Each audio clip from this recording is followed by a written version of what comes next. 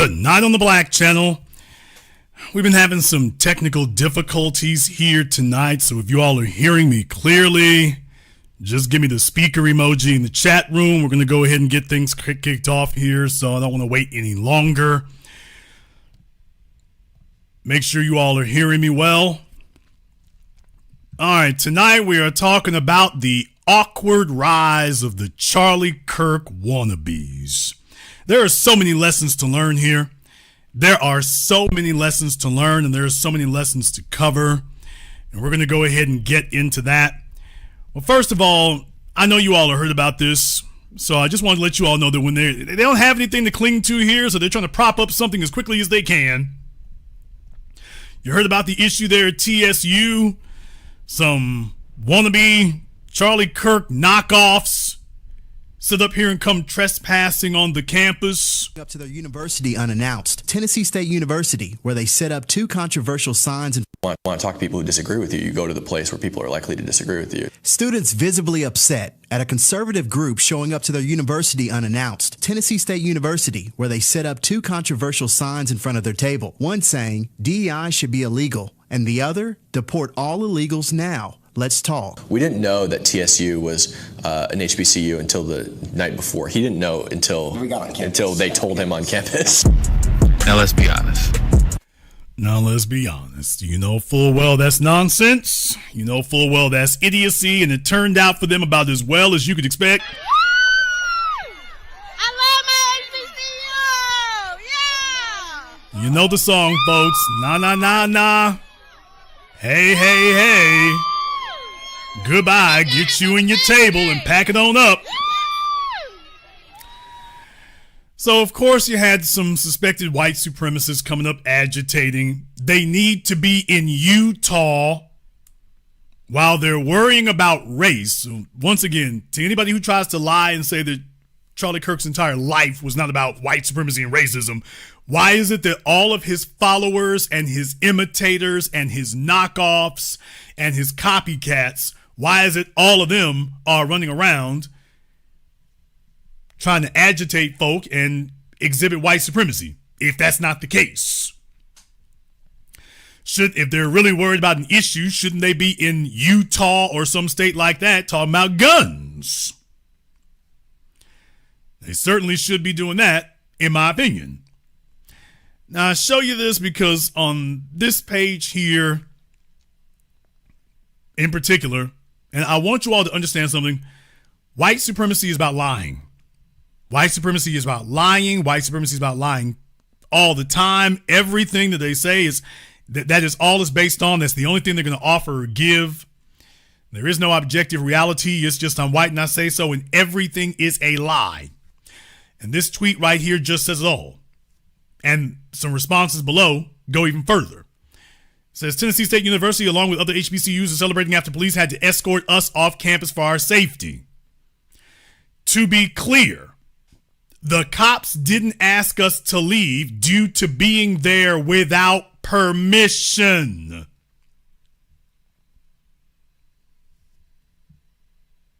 Now, folks, for any of you on the college campus, name a college campus you can go on and just set up on the college campus and you're not a student there.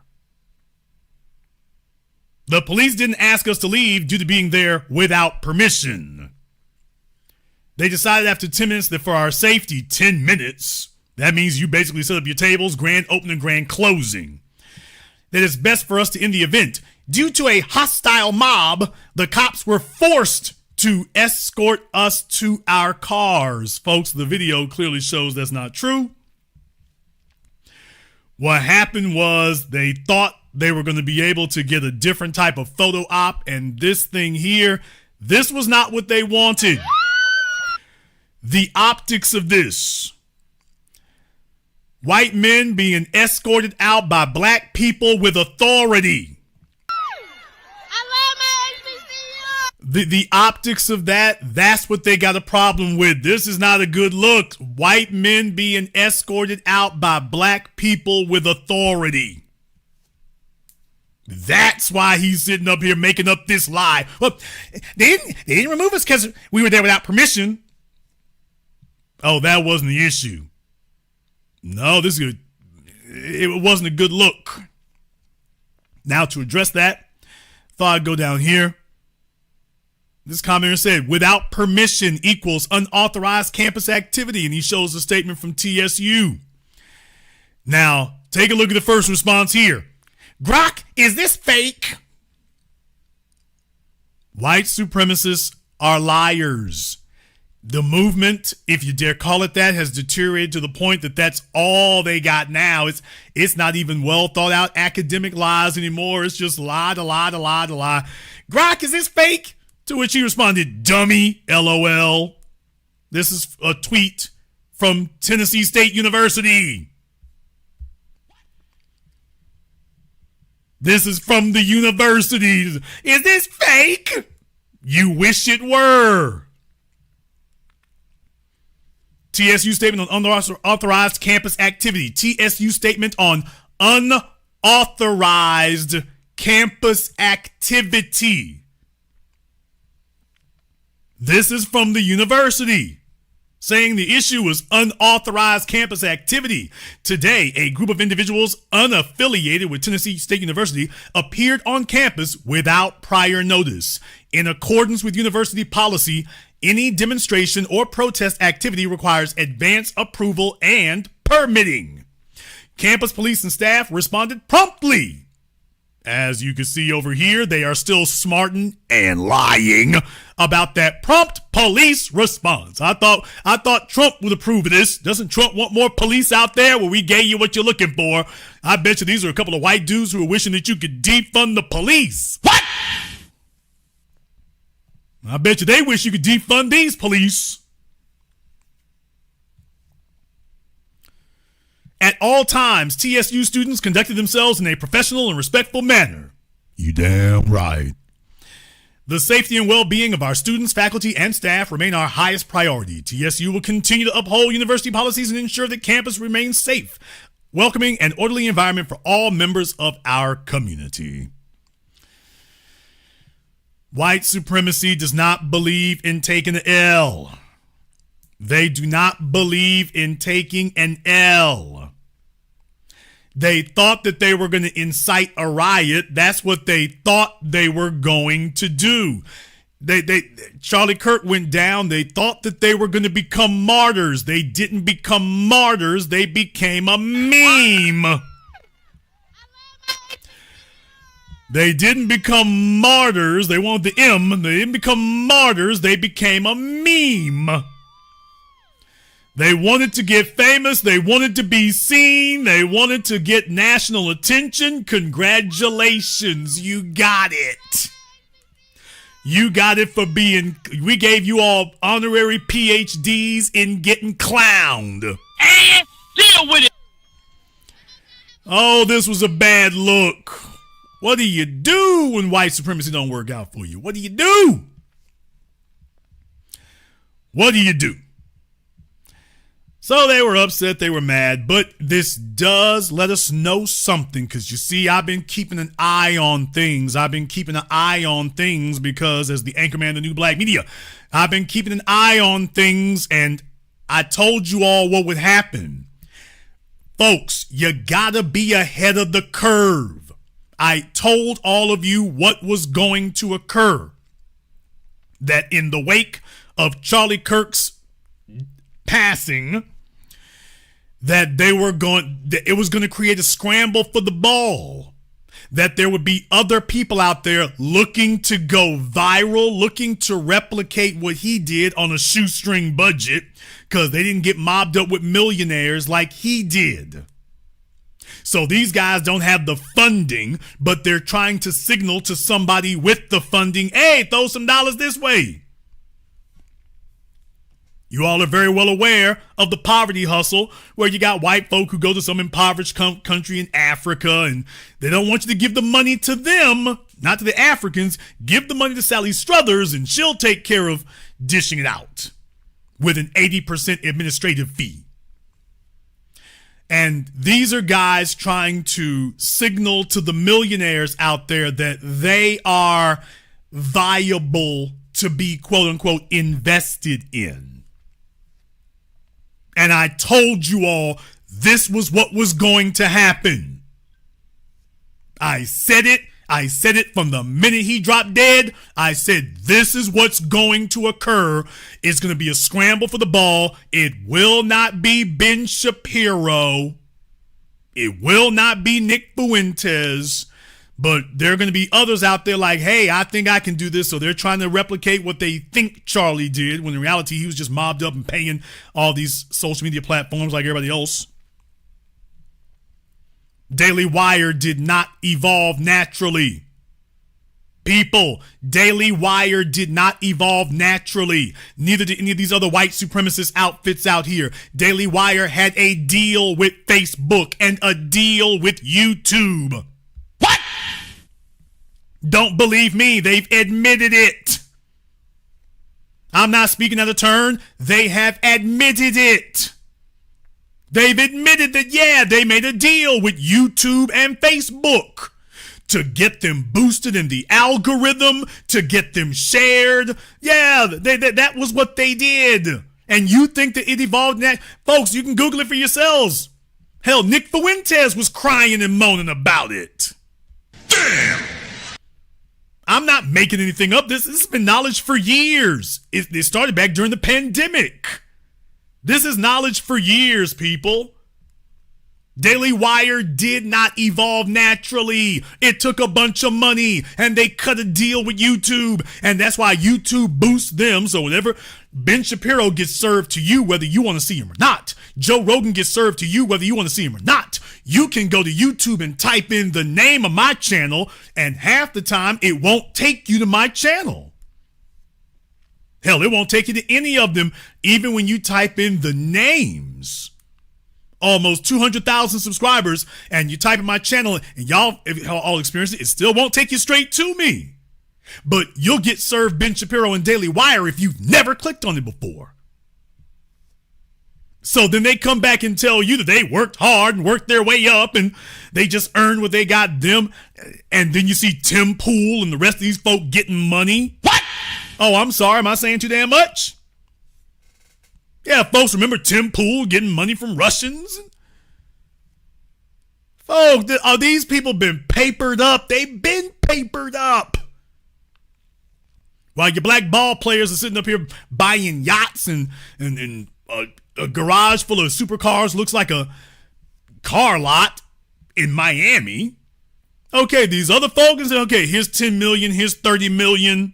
Okay, we'll pay YouTube to boost you in the algorithm. And folks, I don't mean buying advertising. That's not what I mean. That's not what I mean. I meant what I said. They called YouTube.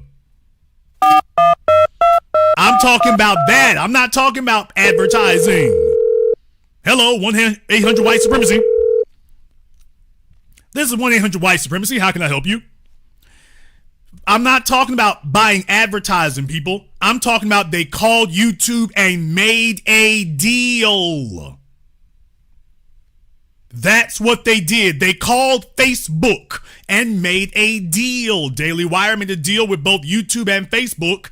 Those are the two that we're sure of. To a lesser degree, the other platforms, but those are the two majors. And you don't have the ability to do that. And then they got you thinking that these people evolved organically, that Charlie Kirk evolved organically. He's sitting there as a teenager in a room full of millionaires. Ain't nothing organic about this mess. It's white supremacy hand in hand. As it's always been. Ain't nothing new under the sun. So Charlie Kirk, Tim Pool, Daily Wire, you can go down the list. All of them done got money and made deals. And then they tell you that black channels like mine are buried. We don't know, folks. We don't want to see that. And so these other people are out here now that Charlie Kirk is no longer in the way. They're like, hey, take a look at us. We can go viral. We're not afraid to go where the niggers are. So you got folks out here auditioning to see if somebody will cut them a check. And they're not the only ones. Oh, they're not the only ones. You see, I keep my finger on the pulse. I keep my finger on the pulse. And this little fella right here, This little fella right here. There's a reason why I made the thumbnail image that I did. I made the thumbnail image that I did because I wanted folks to understand. These dudes ain't coming from nowhere. They got a pedigree to them. And as I have said from the very beginning, Charlie Kirk represented a long-term investment. He was somebody that they were watching him from the time he was young. They can't afford for some black female to jump out of somewhere and say, you know what, Charlie Kirk, he talking mess about black folks, but he sure did like this black sugar cookie. Nom, nom, nom, oh, nom, nom, nom. They want to make sure nothing like that comes jumping out the damn woodwork. So they got to watch you from a young age. They got to watch you from an early age to make sure you solid. So that's why Charlie would be very difficult to replicate, because he was a long-term investment that for over a decade, flying below the radar. And this little fella right here, Brilyn Hollyhand, what a name. Brilyn Hollyhand. That just rolls off the tongue, don't it? But here's the thing, folks. See, after Kirk got gunned down, old Brilyn here, folks started talking about him and passing that around, so I guess he figured he was up next. And when you take a look at this statement here, he's been feeling the heat now for the past couple weeks. He's been feeling the heat. And take a look at what he said here. Happy Sunday. Well, what did Flanders say on The Simpsons? What? Howdy, neighbor. Meet your new friend, Brilyn. Happy Sunday. I wanted to sit down for a second to introduce myself and provide receipts for all of the people who are rightfully cautious in a moment like this. So, dude, you ain't even got out the gate good and you already having to put spin on yourself?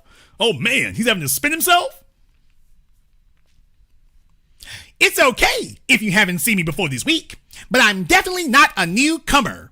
I started my podcast in the 4th grade at 11 years old. You can see him down here where he say he's got his receipts.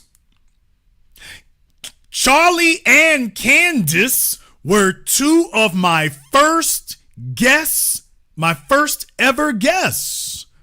Well, so Charlie wasn't the only one that they were grooming. So Charlie Kirk wasn't the only one they were grooming. They had a backup plan.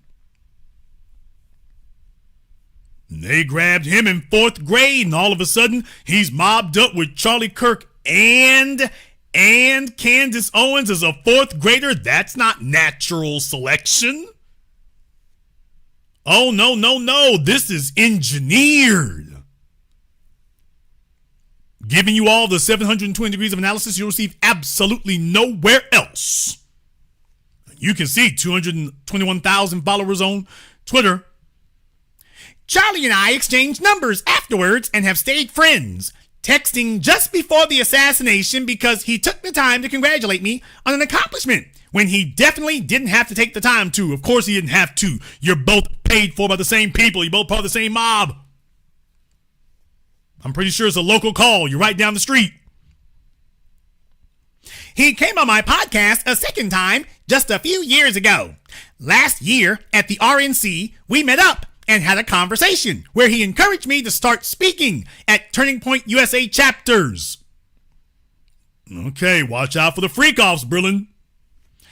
I had no experience and was nervous, but he said they needed more students speaking to students and I would learn as I go. But he believed in me.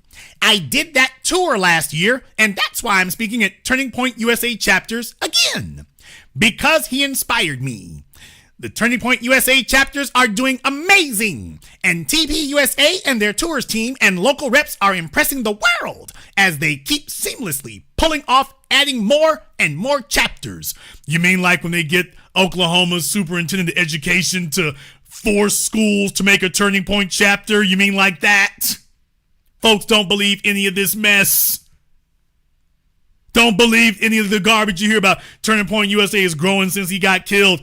These people are sitting up here forcing it into schools. PragerU. This is part of a concerted Republican right-wing action. I can't even say Republican anymore. It's Republicans and Democrats because it's all just about white supremacy.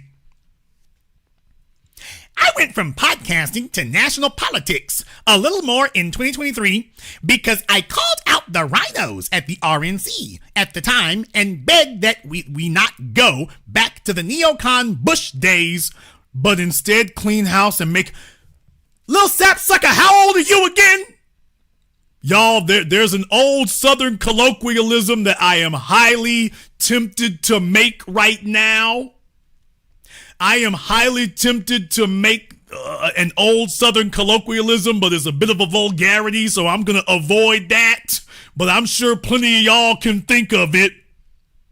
How the hell old was he when Bush was in the White House talking about we don't want to go, quote, back to the neocon Bush days? Boy, how old were you again? How the hell old were you? Talking about the neocon Bush days. How old, boy, was you singing along with Bert and Ernie? Are you 20 years old yet? Talking about the neocon days, the George Bush. What the hell? Only thing he knows about George W. Bush is watching YouTube videos, and he's an expert on the George W. Bush neocon days. Can he even tell you what a neocon is? Can he spell it?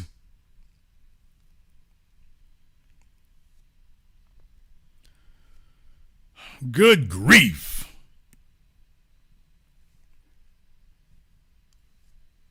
I endorsed Harmeet for chair. Sadly, she lost, but she and others helped me get to still be a part of that clearinghouse conversation by building the first of its kind youth council for the 2024 election. I'm doing this tour now to try to motivate young people. I'm getting nothing but hate from it. Damn! Did you get that? All right. You saw that right there, didn't you? I'm trying to do this tour now. I'm getting nothing but hate. Nothing but hate. No paycheck or speaking fee or anything like that. Your backers pay for everything. I'll show you all in a minute. We're not selling anything. I'm just walking in and talking and trying to show them if I can get involved in the 4th grade, they can too. As for other concerns, for any nosy people, I'm a Baptist, which is where I went to church this morning. Hiddly ho, neighbor. Like I have every Sunday for the past 19 years. Jesus is king, always has been, and always will be.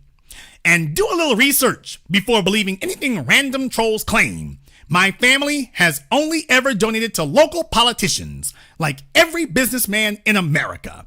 If you think supporting a city councilor gets me to where I am today, you're sadly mistaken. Finally, I said this to the New York Post. What? You think this is natural? You think he earned his stripes? You think he's got a mass audience or something? Or is this just the same old bought and paid for, sponsored by oligarchs and fat cats, as it's always been? He's got access to Turning Point and Charlie Kirk and Candace Owens and the New York Post. So y'all think that's natural selection? He earned his stripes. He worked his way up the pole. Up the stairs. Okay. Finally, I said this in the New York Post, but everybody just read the headline and not the article. I'm not Charlie. I'll never be Charlie. And I don't want to be Charlie. I can't. He was one of one. I'm Brilyn. And if I seem eager, it's because I am. I watched the guy I looked up to get shot. and I'm determined to make sure he didn't die in vain and inspire my peers to carry out his legacy. This is all God. I didn't work hard enough for it. I didn't work hard enough for it. Nobody bought it for me. This is impossible in any scenario without God. I'm legitimately making $0. TV hits don't make money. Campus speeches don't make money. This overseas money that's, quote, tied to me hasn't hit my account yet, or I wouldn't be at college working so hard on a degree. He's working on a degree, not a job. It's okay to be cautious. I'm not even asking you to support me. I just wanted to share that we're on the same side. And like Charlie always encouraged me, I'm going to keep going onward. And he always liked to sign texts. I hope you're with me. If you're not, it's okay. But it's certainly not gonna stop me. Yeah, he sure did do a whole lot of talking. And this is what you have to do when your debut didn't go so damn well. That's what you have to do. So you see, he's gonna try to make you think that there's a groundswell for it. They're gonna try to make you think that that's what's going on, because they have to. Because they have to. And this is where they're at. I told everybody what was going on. I told everyone what was coming. I said it from the very beginning. I never shaded it a nickel. I never sat up here and backtracked off of it. I called it from the very start about how this was going to go. I said it then. If you were listening to me, you're ahead of the curve. If you weren't, you're way behind. You're still trying to figure out what was going on or what is going on. Now, he told you here, oh, he's not making a bunch of money and this, that, and the other. Oh, that's not happening. We're not worried about that. Nothing untoward going on here, man. He's just a fourth grader who believes in Jesus and is trying to do the right thing for God. He's just a fourth grader who he loved Charlie Kirk and believed in Jesus and doing the right thing for God. Well, if that's and nobody's paying for him and he's not making any money off of that. Of course, if that's the case, then, well, hello, Mr. Hollyhand. Mr. Hollyhand, is this you? What's up, America? Brilyn Hollyhand here, about 30,000 feet up. We are on the way to Arkansas. So everybody in line at the University of Arkansas to kick off my 10-stop campus tour. We are coming to you right here, right now. Stay in line. We have gotten a third room as we have sold out this campus stop 3 times. But we are coming to you. We will fit you in. Students will get priority, but we will make it happen. I cannot be more excited. We are back. We are on the road. We're coming to you one conversation at a time. If you're not at the University of Arkansas, we're coming to a campus near you soon, so check out my tour dates. We'll see you super soon. He said it was sold out. And that sounds like sold means money. But yeah, y'all, they're on his private jet. Who's paying for the private jet? Well, nobody could be, because didn't he just tell us that he's making $0? Didn't he just tell us that he's getting nothing but hate? Folks, so this is natural? This right here, this is natural. Are you sure? Are you certain? No, he's not a fourth grader. Somebody catch him up. In any case, no, he's not a fourth grader now. He claims he met Charlie Kirk and Candace Owens when he was in the 4th grade, something like that. Hi, America. I'm Brilyn Hollyhand, editor-in-chief of the Truth Gazette. This is the big reveal. We are here with Charlie Kirk and Candace Owens from Turning Point USA. We just sat down for an exclusive interview before they speak tonight in Tuscaloosa, Alabama for the 2018 Alabama GOP Summer Dinner. We discussed the Trump administration, fake news media, 2020 elections, and so very much more. Make sure you watch. The interview's coming very soon. This guy's great, by the way. Big stuff. He's great. Thank you. Okay, so 7 years in 2018, if he was 11 years old in 2018, He's what, 17, 18 years old now? He said he's going to church for 19 years. So I don't know. Some of this math ain't mathing, but he did this at 11 years old. He said 2018. Maybe, I don't know exactly what year that was. Maybe 2018 was the next year and they were projecting, or whatever the case may be. I don't know. But, I mean, that would put him around 18, 19 years old at the most, I'm pretty sure. So he says 19 years. By that math, yeah, he ain't even 20 years old yet. And that just tells you, yeah, you can see this one coming. By the way, he wants you all to know that he's here for the Exposing Critical Racism Tour. Our friendship and all the projects you've done. You do a great job. Looking forward to one. If you are relentless as you are at 15, we'll all be working for you. I'll tell you, that's non-stop. I know grit when I see it. It's good. Well, thank you so much. Really appreciate it. I'll say this. Last time we sat down in the same place, you were a young single bachelor. Oh, yeah. This time you brought your wonderful wife. Right there. Everyone go get married. Next time maybe you can bring the whole family. There you go. So, okay. Of course this is not natural. Of course this is engineered. Of course they are selected. Of course they are chosen. Of course. The problem with old Brilyn here is that he's done hit a snag. It's just, this is not really what he was looking for. That's not really what he was looking to have happen. The debut is off to a rough start. He's been flying below the radar, but nothing says blue-blooded, privileged, out of touch, and unrelatable like a teenager on his private jet going out to go talk to all the plebes and the unwashed masses. Folks, they didn't even think this over. They didn't even think this over at all. He was on this jet September 25th. So this is after Charlie Kirk got killed. Talk about zero awareness. Talk about absolutely no awareness whatsoever. And he was the guy who was supposed to have up next. He was, I guess I told you all, there's a number of them, and I said it, if they're out there, it's going to be a 10-year plan. I told y'all, it's not going to be the ones you all think it is. It's not going to be Ben Shapiro. He's too damaged. It's not going to be Nick Fuentes. He's scrapped. It's not going to, oh man. By the way, there was another one that I had mentioned too. By the way, there was another one that I had mentioned. I said about him before, but I don't know. It's not looking so great for Benny Johnson either. What? Damn! What? Oh man. Rumors have been swirling about Benny for a while. And I'm gonna tell you all this again. I am not saying this from what I heard from somebody else. Now, yes, that picture is AI, but that's not the story. You all can go look it up on YouTube.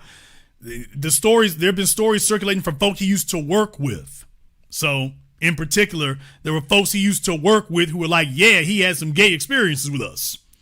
And they were saying this stuff years ago. They weren't just saying this last week. They weren't just saying this since Charlie Kirk got killed. They've been saying this for a while. Hey, Benny, by the way, do your right-wing friends know what your real get down is? So y'all know how it is in the LGBT world. If you think you gonna walk away from the mob, ain't gonna happen. Y'all know how it is with the LGBT clique. If you think you gonna walk away from the family, it ain't going down. They're gonna make sure folk know where you been. So yeah, Benny Johnson, I told y'all before, he was the only other one that I could think it would be. I'm like, oh, wait a minute. Oh, that one. Oh, that hit the ground. Oh man, that one's run aground. All right, Benny, I guess you ain't up next after all. Yeah, I guess it's not gonna be for you after all, Benny. Yeah, just fall back. Just fall back. It's too many rumors about you. Too many rumors about you that you haven't really been able to silence. And just a brief reminder to all of you, Yes, this is a common thing in these alt-right white supremacist circles. You've got so many of these people that are LGBT, and I'm talking about male and female. What? I'm not just talking about the men, I'm talking about the women too, y'all. In so-called leadership positions in these things, all the way back to Charlottesville, there's a number of folks here that they're LGBT and they're doing a lot of this stuff here to overcompensate. So they're doing a lot of this white supremacy, and I guess this will be their ultra masculinity, but they're doing a lot of this to overcompensate, man.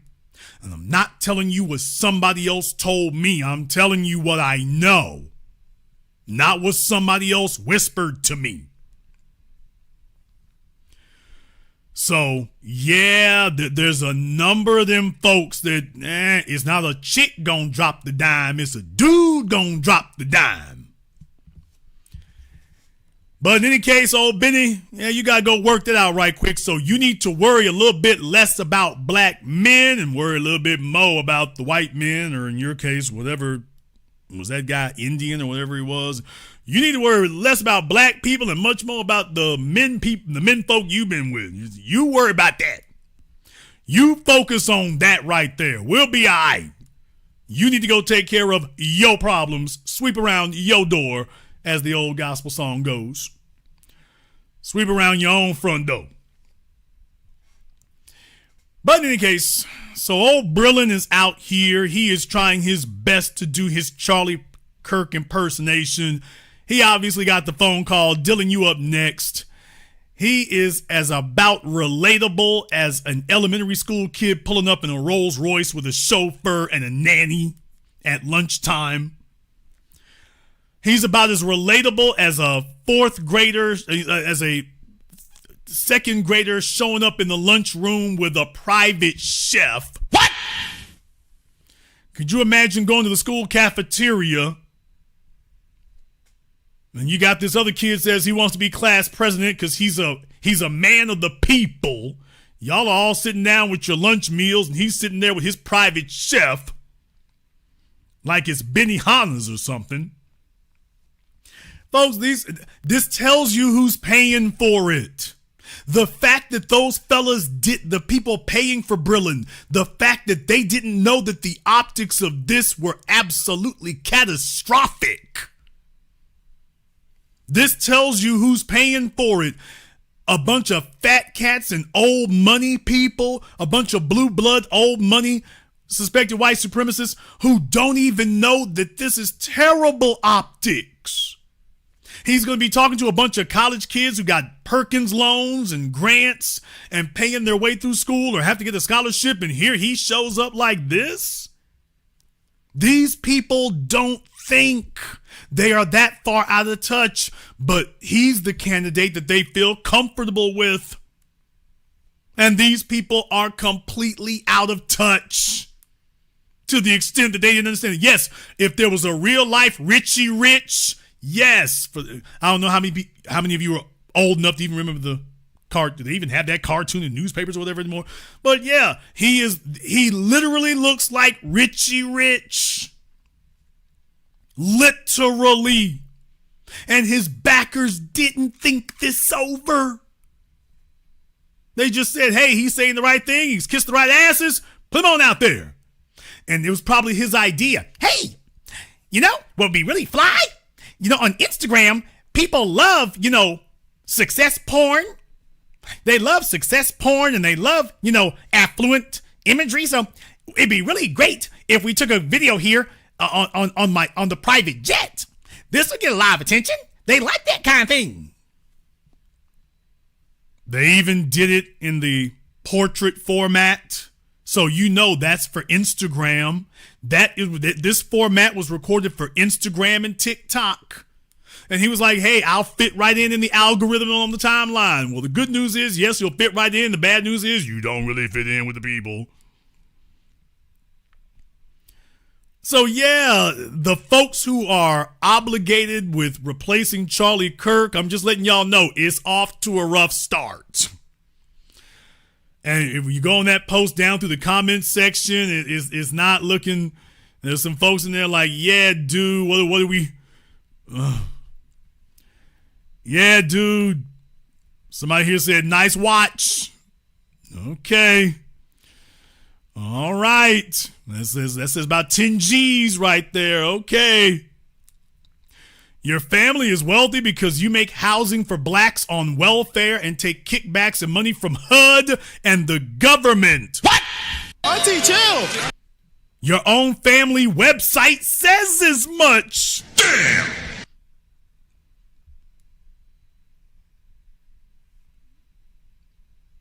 Man.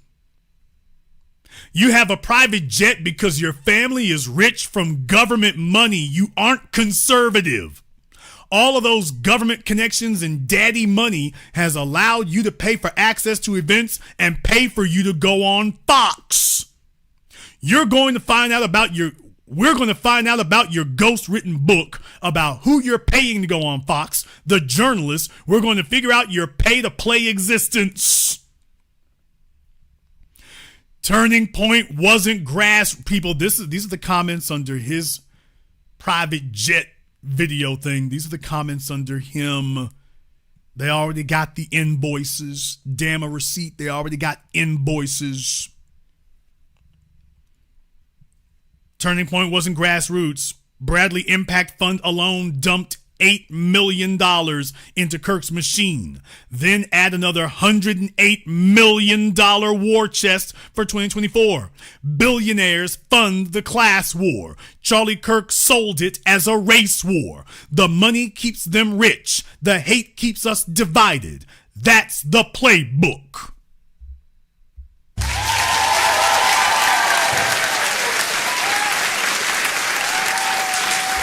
There have been white men and politicians who've been saying this forever, that the oligarchs in the country, that the white masses, it's very easy to keep them distracted. All you got to do is all you got to do to get the average white man to become a tool and a pawn of the rich white men is tell the average white guy, hey, there's a nigga down the street gonna get more than you. No, there's a nigga down the street who will get the same as you. He won't have more, but it'll be the same. You don't want that to happen, do you? And so the rank and file, they let Mr. Charlie and the oligarchs and the wealthy and the rich dudes, they let them scat on down the road. Jeff Bezos and Elon Musk and Larry Ellison, they can ball out as much as they want to, just so long as you keep the black folk, give them that symbolic victory of black people being beneath the lowest white man. Long as you got that, who cares what the wealthy white men do? And they've been washing and rinsing that now for 2 centuries. And it is in no danger of running out of steam anytime soon. But it helps when white people point it out, at least. It helps. It helps. So, we should say, this man is more promising. He makes sense. His name is Dean Withers. Y'all can go look that up for why she's saying that. But, yeah. Grok, what kind of watch is this rich kid on a private jet wearing? Rolex? All right. And of course, if you needed any more proof of how deplorable he is, here comes Laura Loomer, of course, to tell you how great he is. So if you needed any further validation of how bogus and contemptible he is, I present to you Exhibit A, B, and C, fresh from the nearest plastic surgery drive-through clinic. Damn! Laura Loomer. So, of course, yeah. Need I say more? If you can judge a man by his friends, need I say more? Ms. Green said BBL face. What? Alrighty.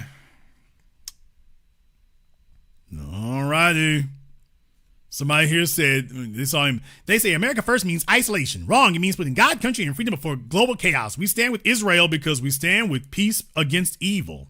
No apologies, no surrender. Nah, homie, we good. Turning Point USA better read the room before it's too late. So he's not going to make it on the left or the right. But yes, folks from And there's a reason why I'm showing you all this. There's a reason why I'm showing it to you. He's surrounded by all the usual suspects. He's surrounded by all of the usual suspects. Charlie Kirk, Candace Owens, Fox News, New York Post, Laura Loomer. Yeah, he's clicked in with the money men and the paymasters. He's clicked in with them. They got him from a young age. They have raised him up from elementary school. They know everything about him. Yeah, just like Simone Sanders. What? I said it. Just like Simone Sanders, folk, when you can't make it to the top of these political structures like this in America without them knowing that they got all the dirt on you. If you used to sleep with chicks, if you got an interracial fetish, they got the goods on you before you can get the green light. Jeffrey Epstein wasn't the only one who had compromising details on the people he got clicked up with. He wasn't the only one. This is standard operating procedure.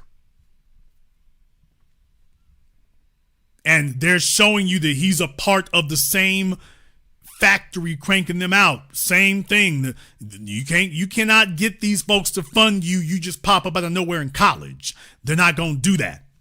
So these dudes over here, they're going to have a rough ride because like, hey, homie, your resume don't go back far enough for us to think you're safe. So we don't know if we can fool with you. Everybody else, we caught them from elementary school. They clean. They solid. We don't know about you. We don't know about you. Now, I have to say this in advance. I'm slightly apprehensive about playing this next thing. I'm not going to lie, I am. Because, I'm not here to dictate to somebody how they should quote unquote grieve. I'm not here to do that for them. Especially somebody's wife. They can do that, however they do that. But man, Erica Kirk. Erica, you know what? I'm just going to play it for you. Unused material from speeches that he's had that no one has heard yet.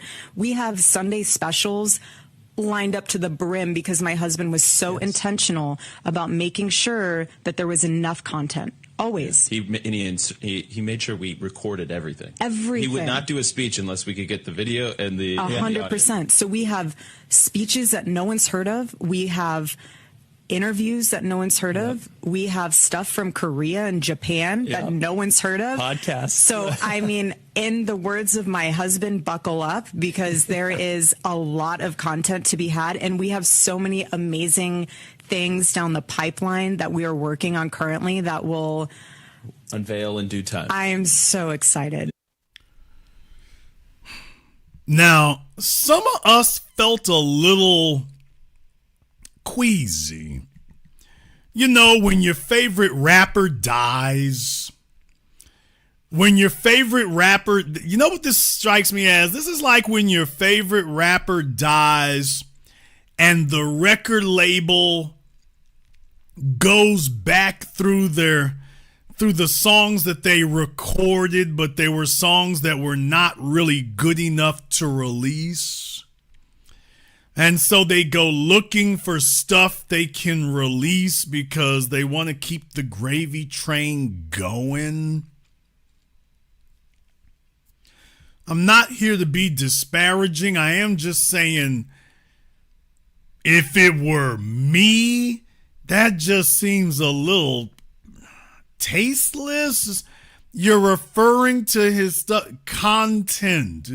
Oh, don't worry. There's a lot more content of The man's dead. He's got speeches you never heard. The man's dead. We got videos and interviews you never before seen material. The man is dead. He's dead. This reminds me of, what was it, Sony? Remember after Michael Jackson died? And remember Sony tried to put out some songs that Michael had made, and it's like, oh, no, there's a reason Michael didn't release them. For those of you who don't know, Prince had literally hundreds of songs that he wrote, and dozens, at least, I read one report, there might have been 100 of them that he recorded, but he never released them. You know why? Because he's an artist. When he's good, he's very good. That doesn't mean that everything is good. You pick the best stuff, and that's what makes the album. It doesn't mean that he's a fountainhead of genius work. Most of it's not worth recording. It wasn't worth keeping. You got there and realized, this isn't really a hit. I mean, it's all right, but it ain't a hit. There's a reason that people record stuff and then don't release it. And all I'm just saying is that that's what this reminds me of.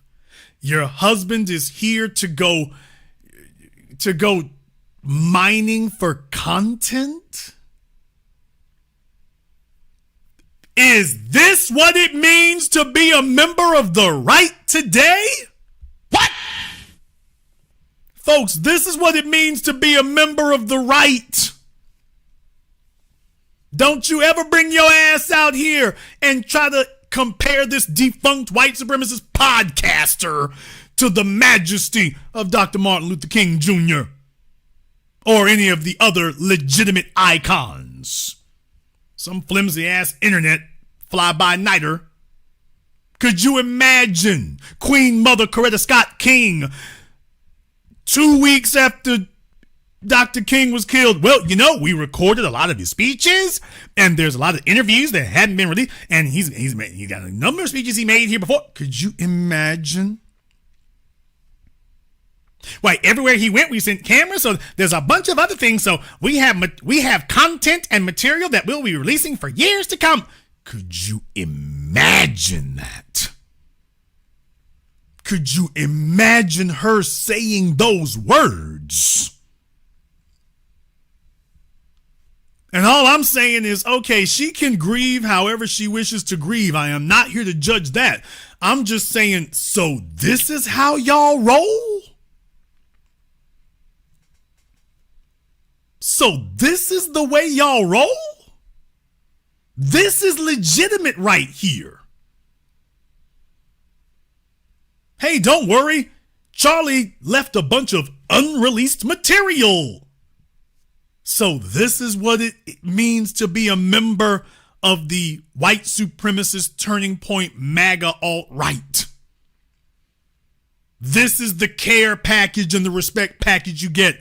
Never mind that absolutely grotesque so-called memorial service they had for him.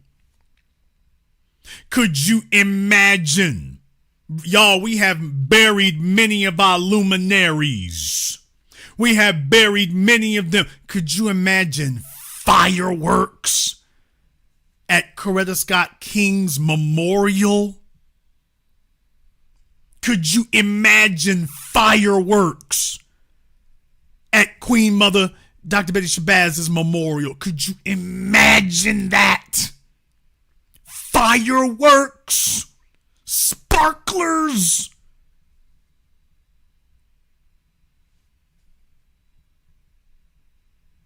These are the people you have to defend. Do you realize how far you have to stretch credulity to sit up here and just condone this at this point? It's like, are you kidding me? Are you kidding me? Y'all, they didn't do that for Nipsey Hussle.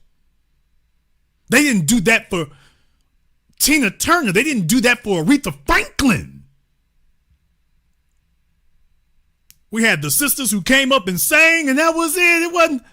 They didn't do the New Orleans funeral. I mean, a New Orleans funeral wasn't like what we just saw with Charlie Kirk's memorial. That don't even do that. They don't even do that down in New Orleans. And this is what they're doing, people. Dr. John Henrik Clarke said the statement, decades ago. And these people are proving it is still accurate today. When he was talking about the white supremacist European, and when he said that in the mind of the European, everything that moves, moves for war. Everything that moves, moves for war. And the height, in their minds, the height of whiteness is dominance.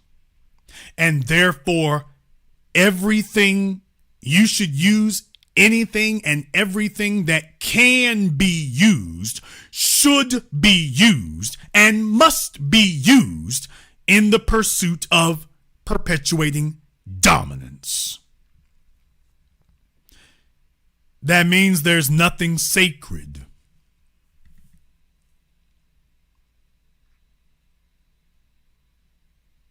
That means that there is nothing sacred. You can be freshly dead, but if we can grab your bones and use them and sharpen them into spears, then we'll do that.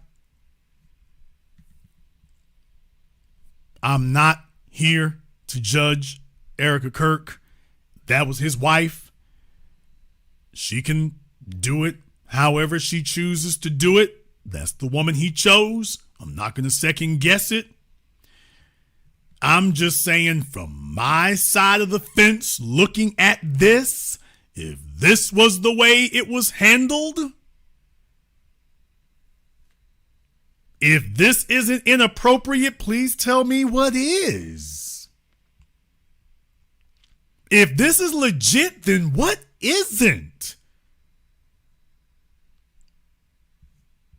Next, are we going to start selling tickets on Ticketmaster and Live Nation? Tickets to the memorial available now. Seating is limited. You don't want to be stuck in the cheap seats. Tickets available at Live Nation and Ticketmaster. Call now. Really? This where we at?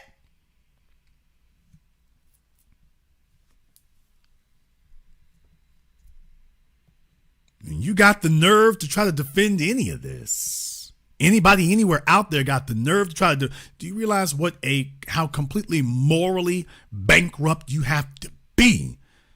And I'm not dunking on her right now. I know you all are like, Jason, how can you not be? I'm trying to be charitable. I'm just like, okay, folks. All right.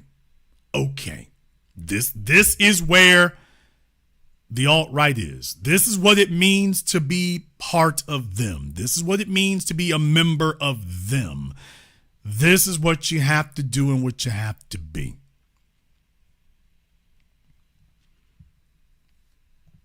You sure you want a ticket to ride on this train?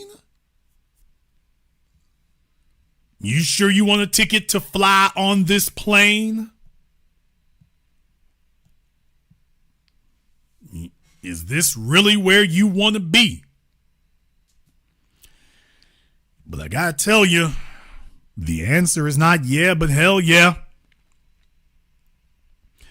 The answer is not yeah, but hell yeah. I need y'all to understand something. Man, they just step over your damn body and go cash the check. There is a limitless reservoir of individuals who are waiting to get that $100 million. If Charlie Kirk turned down $150 million, don't you understand that there's a line out the door, down the block, and around the state of individuals who would say yes to the exact same offer that Charlie Kirk allegedly, supposedly said no to? Don't you realize the laundry list of people who would say yes to that?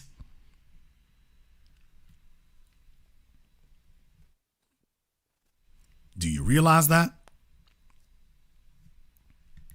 So don't expect the pool of candidates to thin out anytime soon. Don't expect that to happen. And just because Brilyn is not doing so well at the gate, He did too much too soon. There's too many damn receipts and too many damn invoices on him. And partner, you ain't really built to run. Don't think they're done. People, this is not a fad, it's a crusade. This is not a fad, it is a crusade, and I've served my purpose to keep you all alerted. I let you know from the very beginning what it was gonna be. Did I call it or did I call it? It's exactly what they're doing. And these are just the ones we know about. And there are others. I'm not going to go down the whole list, but by the way, these are just the ones we know about. How many others are out there being cultivated that we are unaware of? And oh yeah, just like Charlie Kirk came from a wealthy family, and this Brilyn Hollyhand comes from a wealthy family. So these are the rich folk, the rich white supremacists and the fat cats going trawling through their children. They don't trust the general population. They need somebody who has allegiance to the generational wealth. They're not willing to turn this over to some new person. They want somebody that they've raised from the cradle that they know has allegiance to the generational wealth. And he's not going to flip on them and pull a Patty Hearst or something like that. He's going to stay loyal to the cause.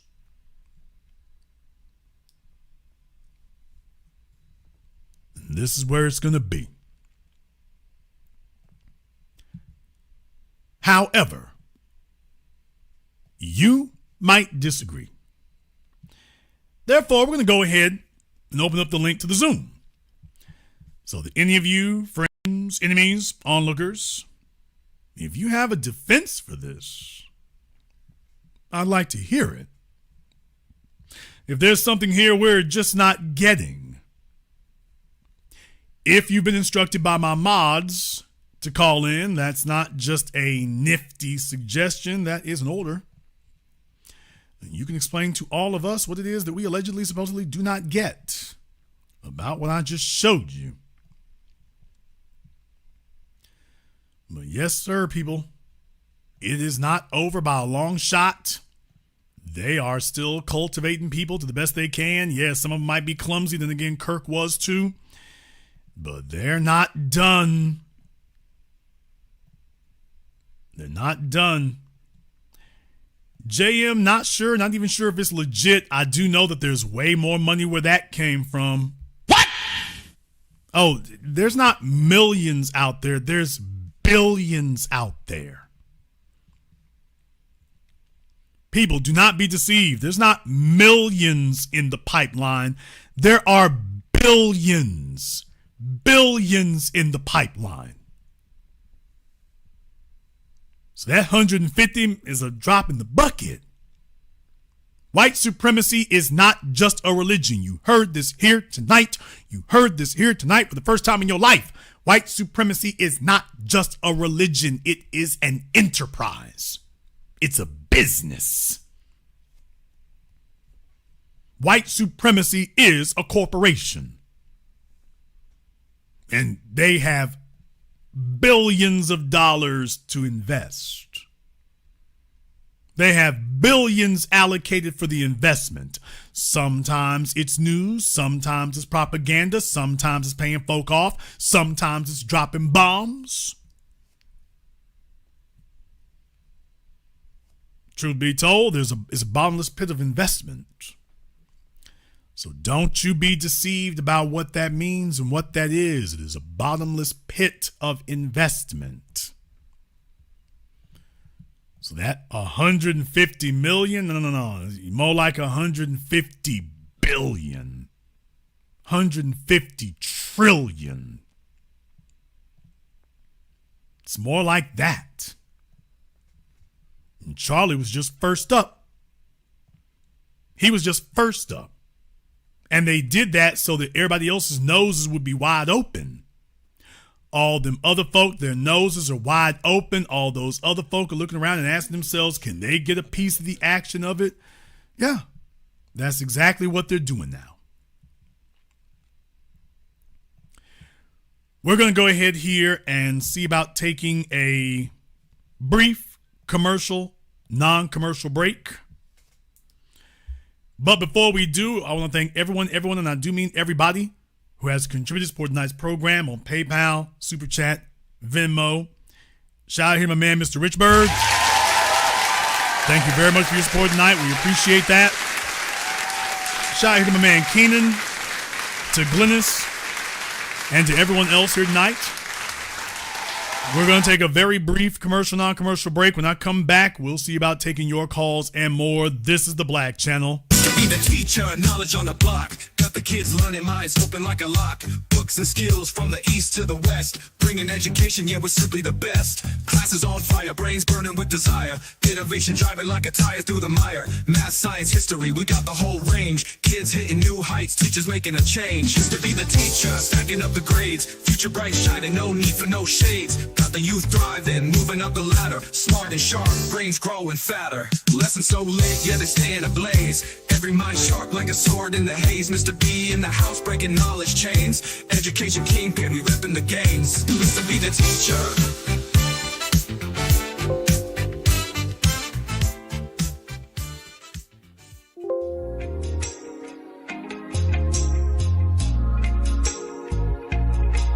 Order yours today to experience all the benefits of Ash Kickin' Body Butter. With skin so smooth and soft, you'll thank us for it. Shop Ash Kickin' online. That's ASHKICKIN.com.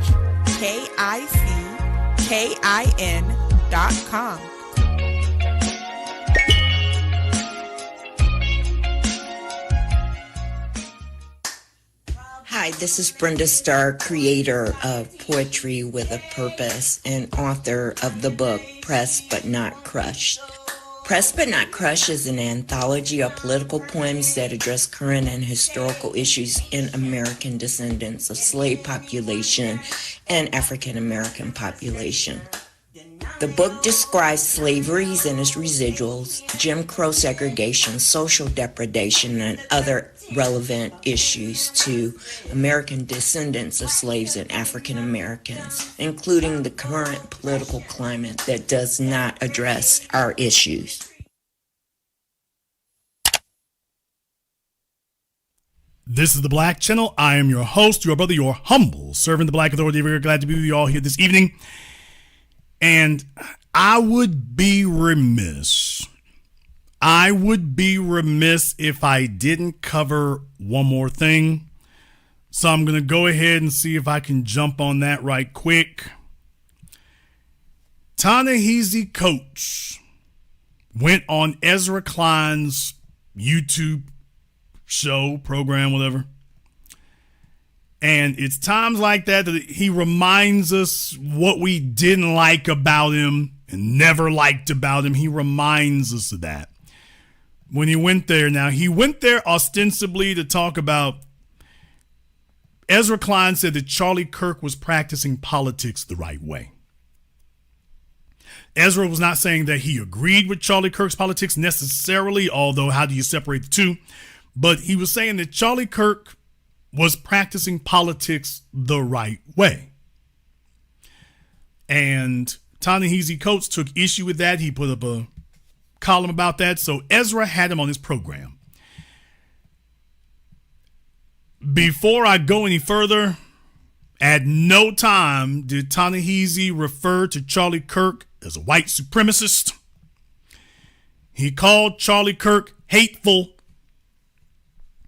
He said Charlie Kirk was hateful, but at no time did he refer to him as what he was, a white supremacist. At no time did he say that.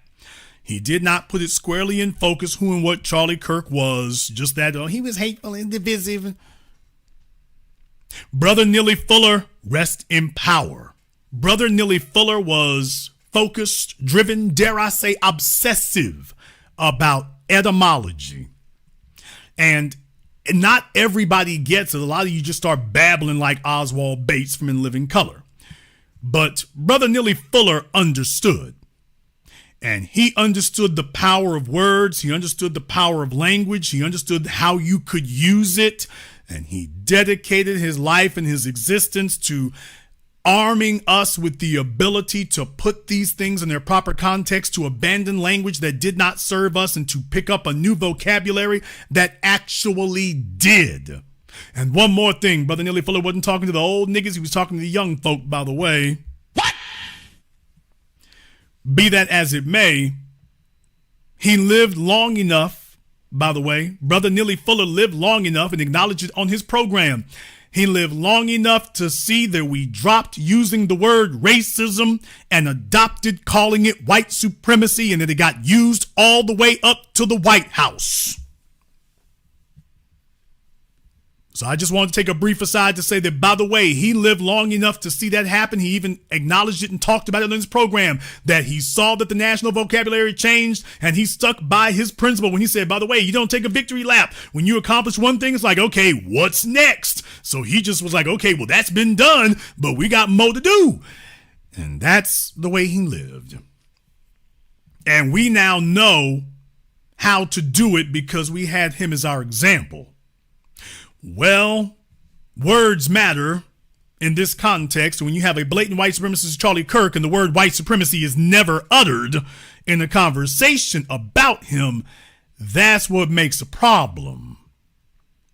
So this is Ta-Nehisi Coates, and I wanted to play something else because remember I taught you all, I know this is a bit of a wind up, and I'm doing this for a reason, because without the proper context, you don't know what you're about to listen to next. Remember I told you all that if you want to know what a black person actually thinks, put them in front of a white person and then let that white man ask him anything you want to know. He's not gonna lie to that white man. Now he'll sit up here and argue and lie and backtalk to you, but he's not gonna do that with a white person. Y'all watch it happen on the First 48 all the time. Damn. Well, Ta-Nehisi Coates was talking to his friend, that's what he called him, his friend Ezra Klein, and in the midst of everything else that was going on, well, this little gem got dropped. Because Ezra was asking him about, I want to go back a little bit further, because Ezra was asking him about, I think, folk who voted for Trump. Point in Ta-Nehisi coming up on and being on this podcast. And likewise, there are things you could say, obviously, I would say it's no point in me talking to Ezra. Yeah. Right. I'm saying what happens if 35% of the country, 40% of the country, the dominant political force in the country is inside that? Does that change anything? Or no, like the line just holds? Fair use, Ezra, by the way. Fair use. No, I mean, welcome to Black America. That's our history. The line we have drawn in general has not been majoritarian politics, unfortunately. That's just been what it is, you know? And at the times that it's been majoritarian politics, people have done things and, you know, fiddled with government or done, you know, extremely violent things to make it not so, you know? How do you deal in that answer? Like, how do you deal with Trump really substantially increasing his share of the black vote? Actually, I think where he is about where actually Republicans tended to be before Barack Obama. So I'm a little less. I mean, there's a conservative portion of our community that's always voted Republican. And I think, you know, obviously, I think sexism is a very, very real force. Nigga, what? Yeah. Uh-huh. Just that quickly slap back on his tap dancing shoes and start bucking dancing away. Yeah, just that quickly. There's a reason why you can't have these antiquated New York liberal metropolitan domesticated house niggas speaking quote unquote on our behalf. You can't have it because he secretly has contempt for us. And then he starts expressing that contempt.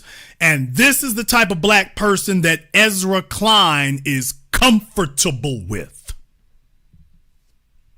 This is the type of Negro that Ezra Klein would bring on his YouTube show.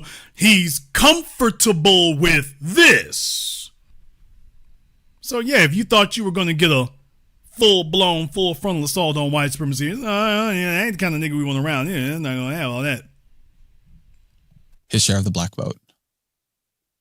Actually, I think where he is about where actually Republicans tended to be before Barack Obama. So I'm a little less. I mean, there's a conservative portion of our community that's always voted Republican. And I think, you know, obviously, I think sexism is a very, very real force. You know, I don't think it's completely explanatory, but the idea that there is, say, 20% of black men who are fundamentally conservative, that doesn't really surprise me too much. But I guess let's take, because I think this is... Yeah, there you go. There you go. Oh, but I'm not done yet. Y'all might have thought that was the worst cringeworthy thing. No. Coates got one more for you. Jason, you are just cataloging all this stuff here. I got to. You have to have a source that does this. These other folk won't do it. He's talking about how folks see things and can people get on the same page and can't we all just get along? And then this comes up. And we're losing the fight. Then the question is to think about how we fight. Right. That's something about knowing that this much of the country is, on the wrong side of what my line would have been. Right. Knowing that what Kirk was doing, what people like him were doing, was working. Right. That imposes a set of questions upon us that need to be answered. Right. The thing I'm struggling with in this conversation and even in that question is the fact that there are things that you yourself have actually advocated for that had they been done, we would be having a very different conversation. I want y'all to listen to this next part and just kind of brace yourselves. I think I want it to not be close. You said what? I want it to not be close. See, I mean, you will call this my fatalism, but I am not surprised. I think it's going to be close. I think it'll be close for a very, very long time. I would like for it to be less close too. But do you think that's within our power or not really? Listen, I have a friend, and I'm not going to out him. He's a mutual friend of ours who always says, this is the best set of white folks we have ever had in the entire history of Black America. This is the most woke. This is the least racist. This is the most aware group that we have had. You know what I mean? Like, for us, and for those of us who ground ourselves in a larger tradition, this is not close.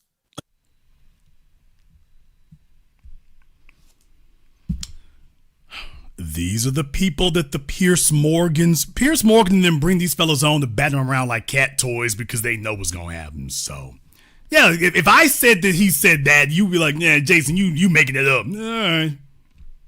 I don't bring receipts, I bring invoices. So it's, yeah, I'll let Ta-Nehisi explain himself and talk his way out of that one. I'll let him take care of that.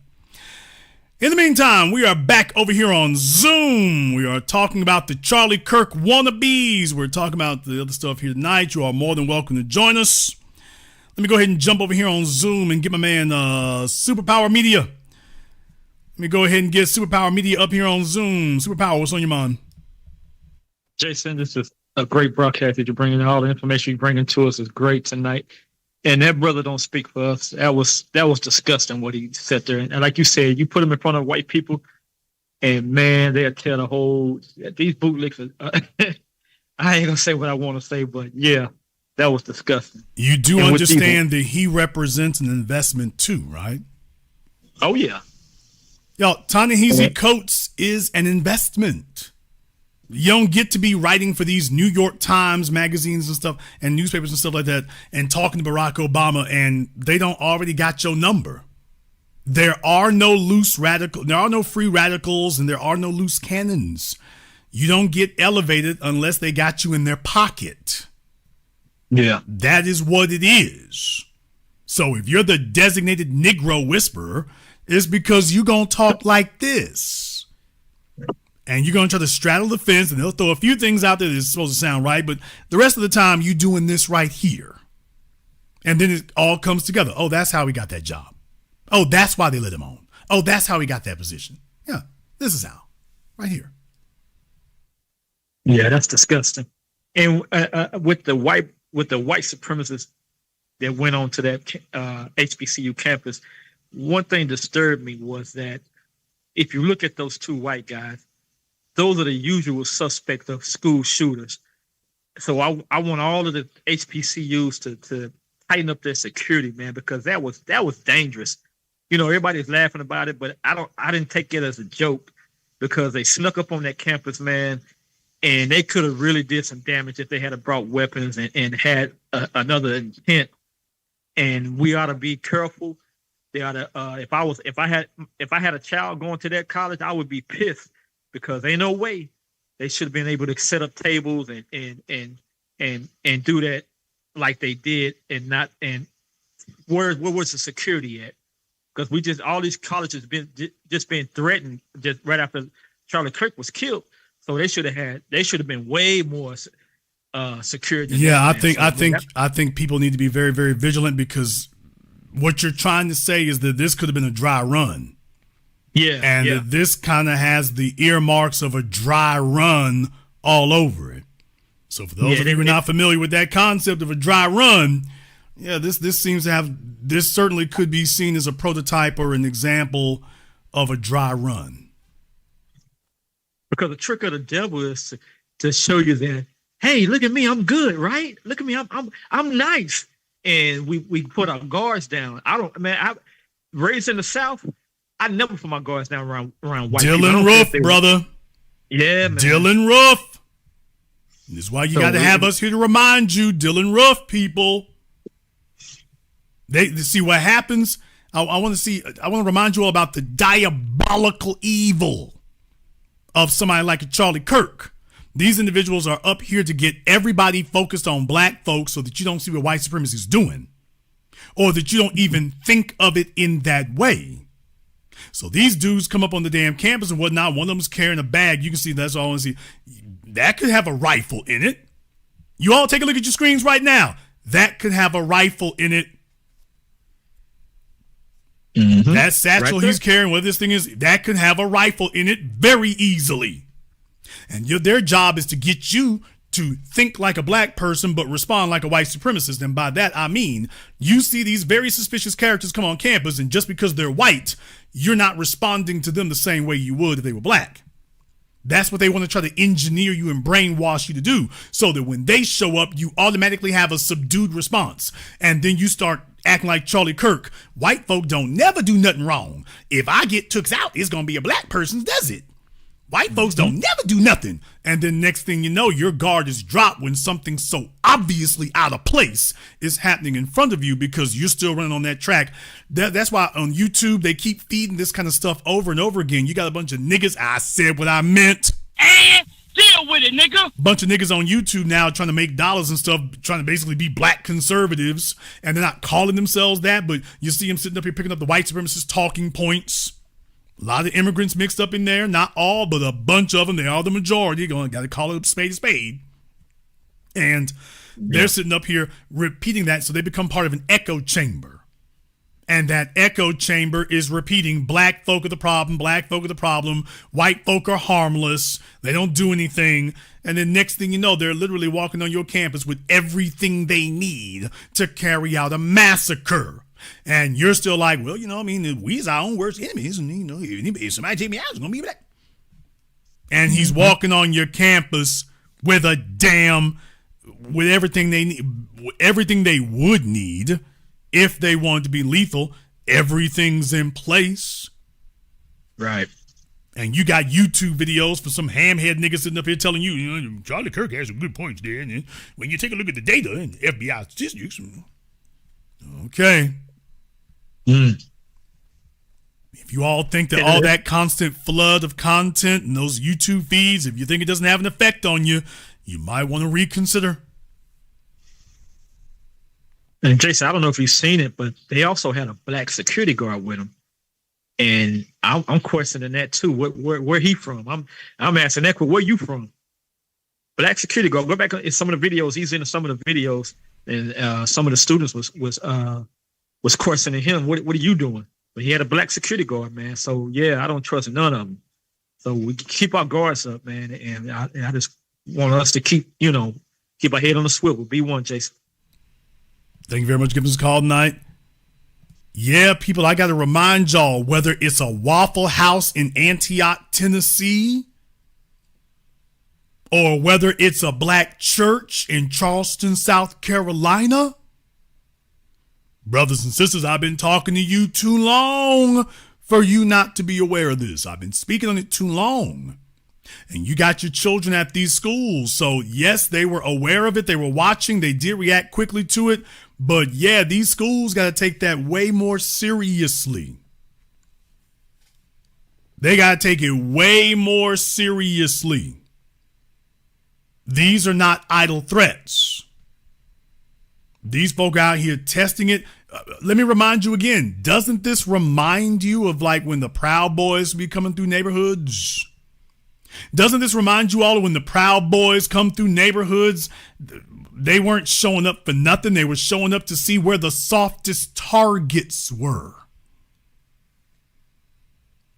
They were showing up to gauge response and to test it and see where the soft targets are. That's what it is. So when they come walking onto a historically black college, remember, everything that moves for them moves for war. So they're not showing up on no games. They're showing up here to test it and to see where the vulnerable points are. See where the easy targets are. See where the soft targets are. What can we get away with? And once again, somebody was talking about Peyton Gendron up there in Buffalo at the Tops grocery store in Buffalo.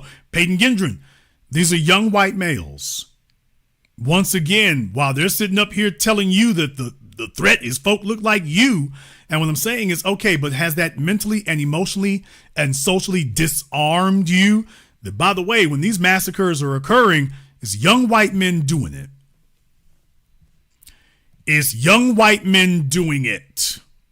Yeah, this incident today shot up a church of the Latter-day Saints, then sets the place on fire. You've never seen a black man do this? If folks want to try to racialize things, I'm like, by the way, I'll wait for you to look up when we did this one. I'll wait for that. While you're saying, who's the problem again? Nobody in Chicago has ever been this ambitious. They want you to keep doing that because it psychologically and emotionally soothes and comforts them. But by the way, ain't nobody in Chicago ever been this ambitious. Talking about what happens in Chicago on the weekend. Would you like to know what happens at the Latter-day Saints on the weekend? They will gladly trade with you. He brought guns and nothing else. Oh, we'll trade with that. Southside of Chicago? Yeah, today, we'll trade with you. Yeah, they brought bullets and nothing else. This white man showed up. I think he was a veteran. He was like, okay, I got my guns, I got my bullets, I got my flammables. Okay, I've chained up the exits. I've got forethought. And Charlie Kirk is trying to tell you the problem is gangs in Chicago. That as a white person, you need to be on the watch for gangs in Chicago. That's what you should be focused on. I'm like, do you see these damn flames?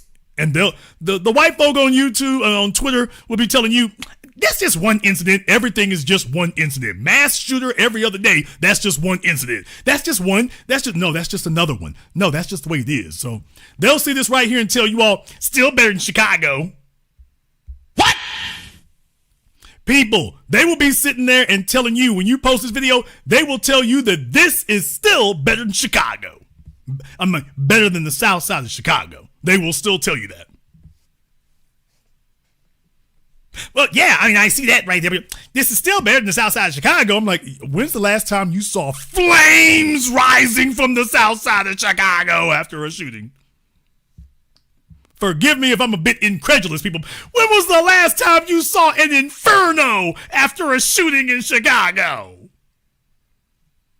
When's the last time that happened? A shooting and a blaze of fire, a 5-alarm fire. When you seen that?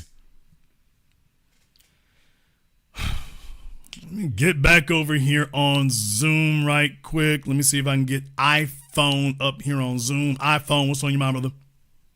Yeah, I just wanted to remind, can you hear me? Yes, sir.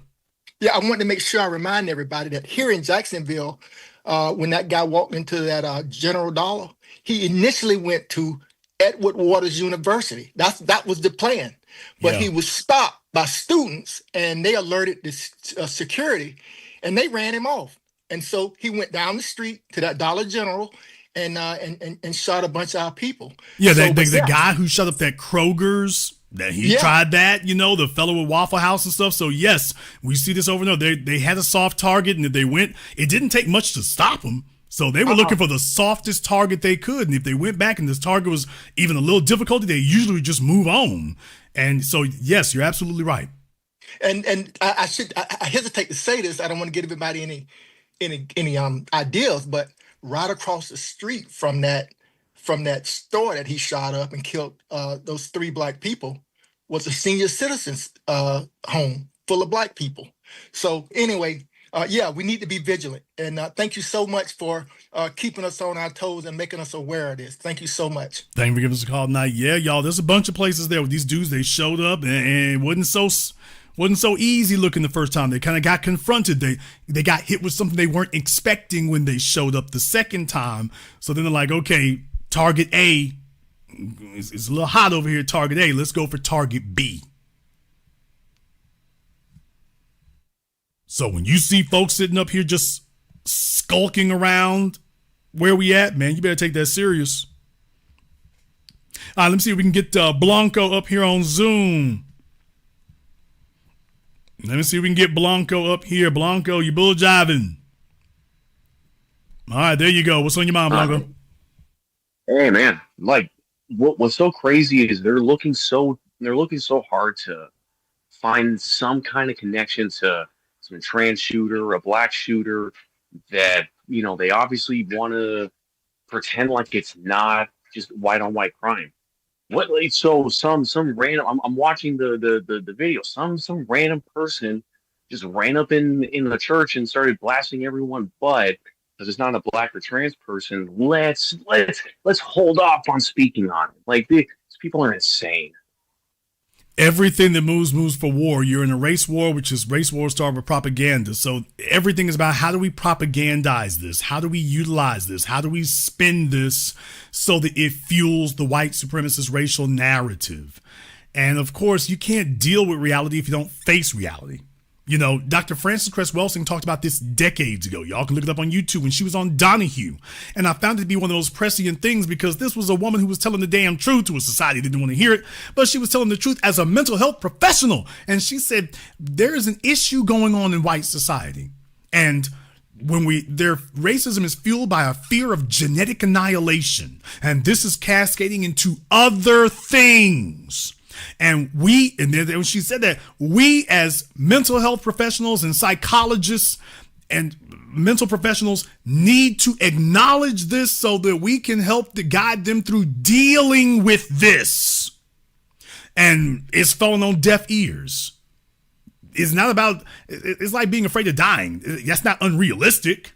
But what do you do about it? Well, I'm going to shoot up 50 people. Now, that's not what you do.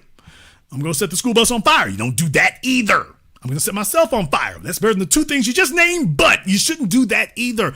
And they're doing anything and everything to say, oh, if we're white, we are perfect. We are without flaw. We are without blemish. And anybody else is the problem. And so we're never dealing with it when something comes up that the school shooter massacres you've seen since Columbine. That's been the biggest damn red flag. We should have had a national recognizing of that. But that would be saying, hey, there's something happening in these white homes. And they're very, very quick to tell you, well, take a look at the black kids in single motherhood. What the hell's happening with the white kids in affluent neighborhood, 2-parent neighborhoods? What the hell's going on over here? And we're being told that, don't worry about that, as the blood runs down the damn gutters. And that's what we get told, only because they're white. Don't worry about that. There's a problem, dude. There's a problem. And some of it a lot of it, I should say, it comes from the culture. We're not allowed to talk about what the culture is. We can go have a massacre. I mean, as black folk, we spent our lives watching for example, the white kids at the grocery store, the black kids will be in line, but the white kids will fall in the middle of the damn checkout lane. I ain't going nowhere. Calling his mama bees and hoes. And it's like, hey, there's a problem with that. Do you think that what you just let him do, you think that's going to go away? He's entitled.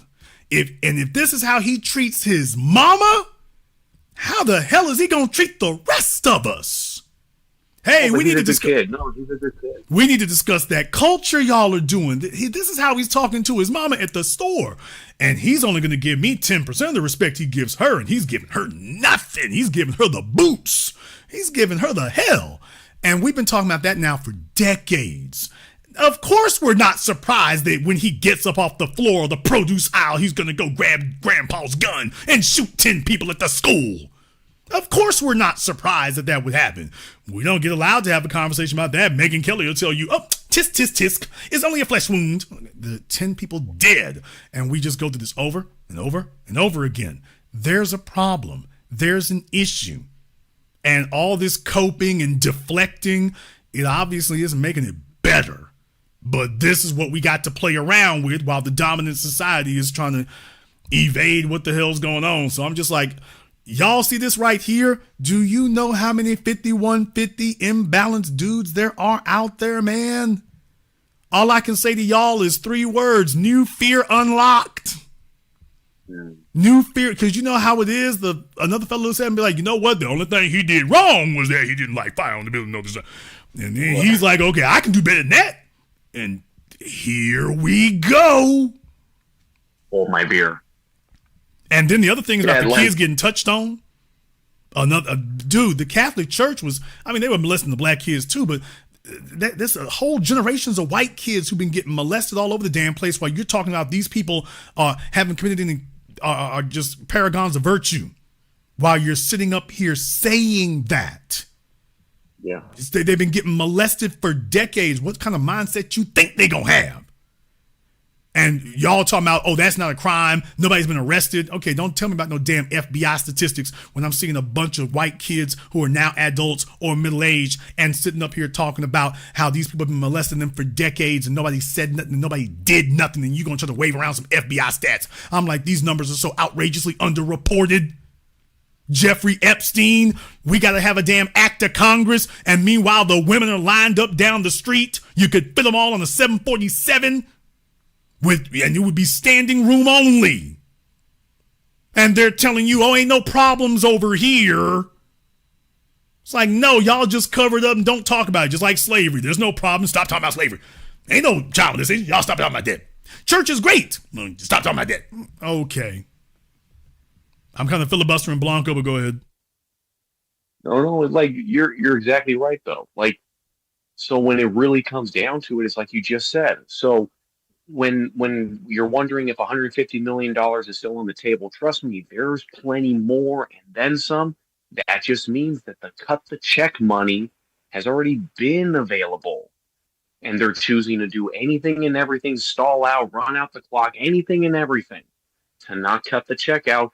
Admit defeat, whatever that means, move on, whatever. MK Monarch, MK Ultra, these kids are like that movie Weapons. These kids are being activated right now. It's the first year. It's 2025. This first year has been nothing but psyops. Great broadcast. Dude, this Blanco, if I didn't feel like it would turn my YouTube program into something totally different, I'd follow you down that rabbit hole because... But you already know. Man, do you know how much you can get away when you've created an environment over the course of 2 decades since Columbine where this has just become the norm? Do you realize how many people you can now kill and people just kind of shake their heads and keep on moving? Do you realize how blatant you can be with it now? If you can sit up here and shoot stuff up and burn up churches and people are so desensitized to it, do you realize we can activate 5 dudes over here for general mayhem and then go get this one fellow over here we've been trying to get, and you can't tell the difference. You can't dig it out. Nobody's investigating. It's just another day in America. That's just another day in Kansas. Yep.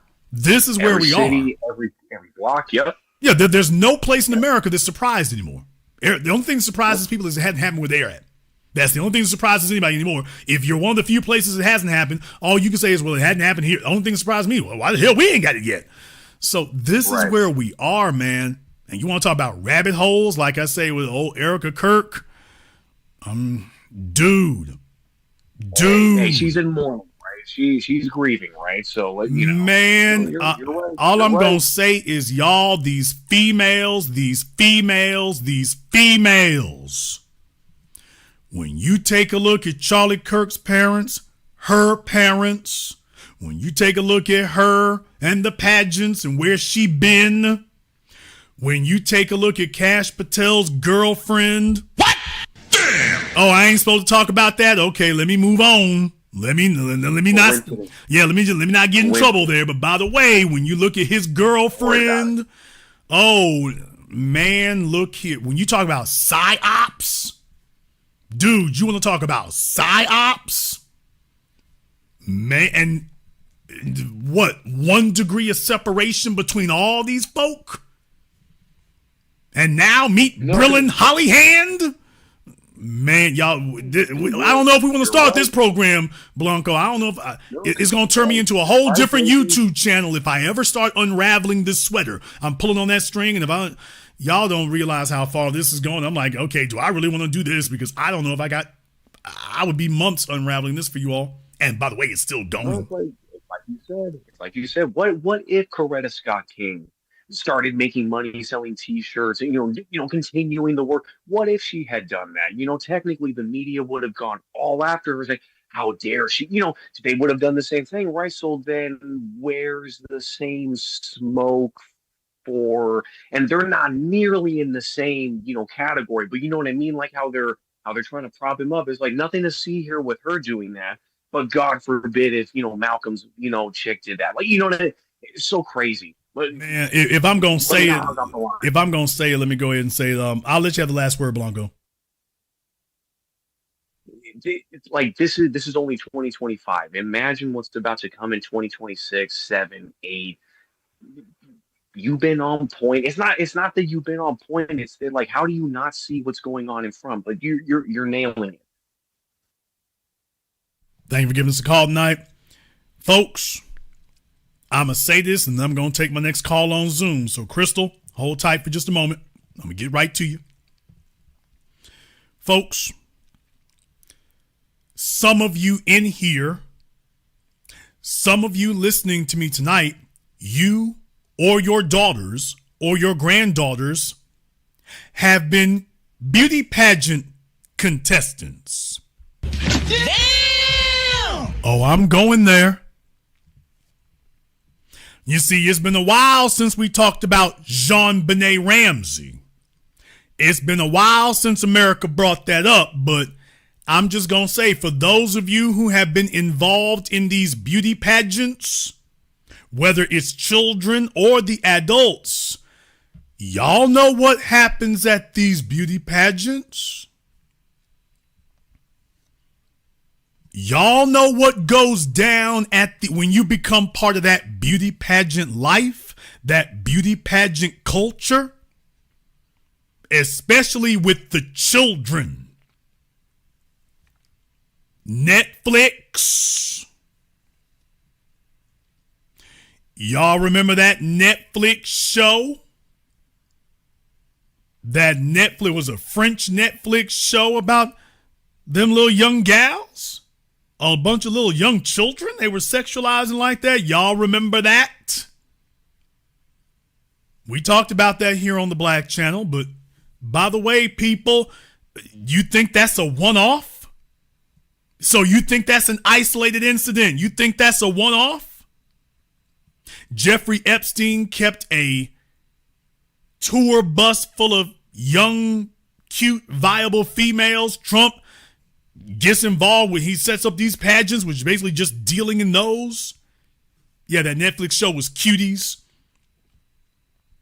And I'm just like, by the way, Kristi Noem. What? Oh, I'm saying some names right quick tonight.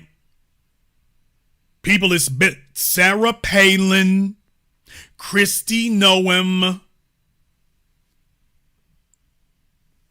We can go down the list. There's a number of them, man. I don't want us to get in that tonight because we'll be here for a minute, but since I'm touching on it, pause. I might as well go ahead and touch on it all the way, pause. But I thought I would just avail you to that.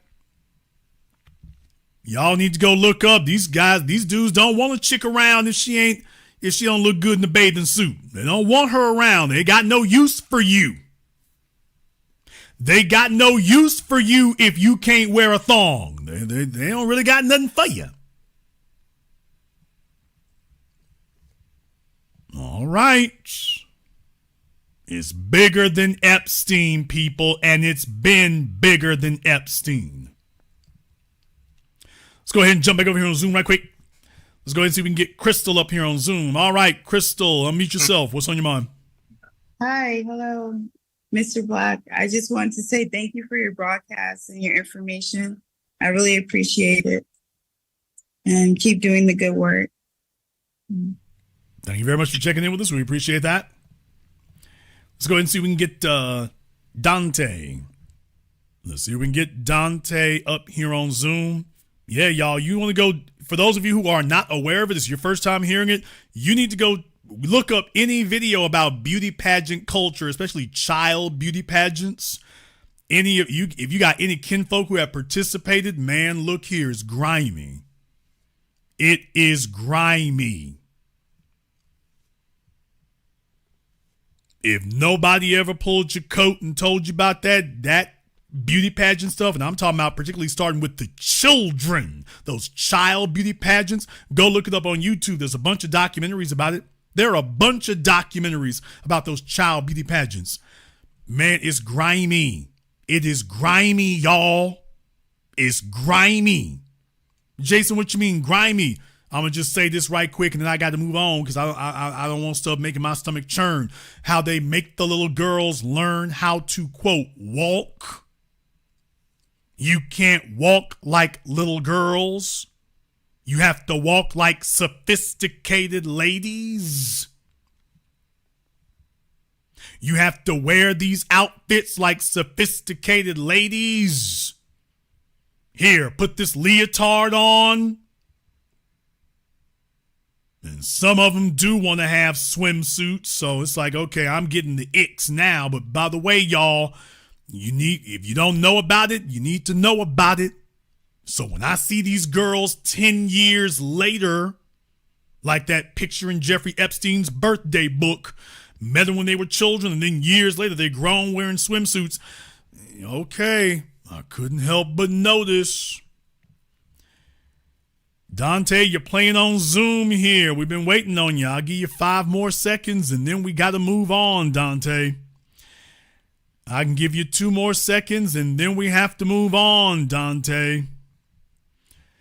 We can give you 1 more second here, Dante, and then we're going to have to move on. Your Ethiopia broadband or whatever you're using, you're going to have to get that together. Okay, Dante, I don't see anything here, so... All right, there you go. All right, unmute yourself, Dante. Brother, come on now. All right, Dante. Can you hear me? We can now, sir. All right, brother. Hey, check it out. Where's all these Nick Fuentes and all the rest of these jokers talking about? You see, they busy focusing on the black community when they got so many issues. Black on black crime have never did anything compared to what the white Democrat has did to America over 50 years. Yeah, that's the whole point, is to keep you distracted. You're talking about everything else. Thank you very much for giving us a call tonight. We appreciate that. Let me get iPhone up here. All right, we got iPhone up here. All right, Timmy, what's on your mind? Hey, how you doing? All right, I was gonna actually rebuttal some of this stuff. I don't want to get you kicked off, but I'm just gonna tell you this. Kirk's wife. Look a little deeper into her as well. There's a video floating before she married him that she was in this video. I mean, when you were saying that's a bunch of crazy things, you're absolutely right. I don't know and it's not even Black people who are pulling all these receipts. It's like white conservatives who are pulling all these crazy receipts about these people. The video that she was in, it's a music video, and there was a lot of symbolism that has to do with Kirk's death. I'm not going to say too much because I don't want to get you in trouble, but it's definitely something that you should definitely look into. You should probably make a different show on it. You probably get a lot of a broadcast. I'm so sorry. You probably should do a separate broadcast on that. You would get a lot of ratings because it's just crazy. Not even about, like, I remember the last time we were talking about how he got shot and his killer, but like his wife. Everything is so suspect. And the funny thing is, some of these alt-right white supremacists, all they focuses on is on Black people and how Black people are bad, and not even realizing if they just research certain things, you will see that there's a lot of stuff that's connected with the government and with there's multiple layers of this, and just him getting killed has actually put a spotlight on it in a way in which there wasn't one before. And the Candace Owenses and stuff, they're not going to talk about this because that was her boy, so she wants to talk about conspiracy stuff. But I'm like, okay, can we just talk about what we actually know? Not what it requires a conspiracy, but what we actually know. Can we talk about that for a minute? And they don't want to do that. Thank you very much for giving us a call tonight. Yeah, folks, like I say, there's a whole rabbit hole, and let me go ahead and go into this. Oh, folks, since we talking about it, let's go ahead and talk about it. Okay. I'm not going to hold y'all too long, but if we're going to talk about it, let's talk about it. Who's up next for Charlie Kirk? If we're going to talk about it, let's talk about it. For decades, y'all know how it is with these secret societies. Skull and Bones and these others. Well, remember, allegedly part of the Skull and Bones and Bohemian Grove. You can look that up because that's where Alex Jones, became a name. But whether it's Skull and Bones or Bohemian Grove, remember, there has always allegedly been a sexual component. Nobody wants to talk about what goes on in those places. However, it has always been stated and implied from folks who supposedly know that, by the way, these groups, there's always a sexual component. With Skull and Bones, they say that you're required to tell them, you're required to divulge about your sexual past and your sexual experiences. And remember, this is an all-males group. This is an all-males group. So you need to watch when you start seeing them imposing sexual rituals. You can't be with us unless somebody has sexually penetrated you, invaded you, dominated you. You can't be with us otherwise. So you're not really in until you've consummated the relationship.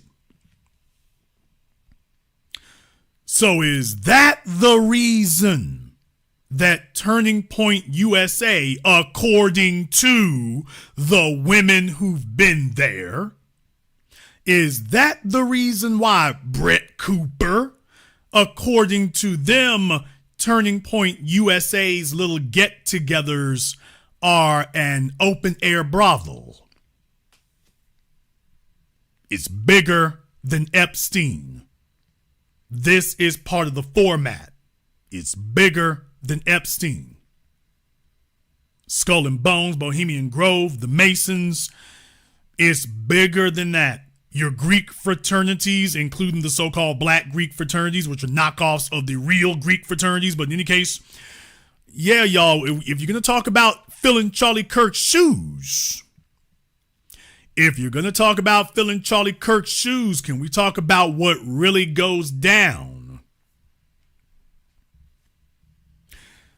And when you see somebody who really doesn't have a use for anyone that they don't see as a sexual attractive object, it's like, okay, man.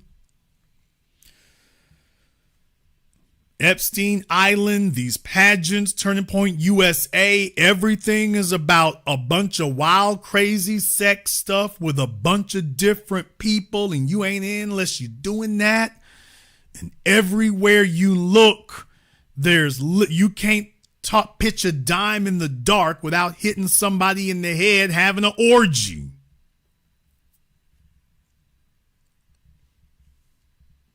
And it's all over the place.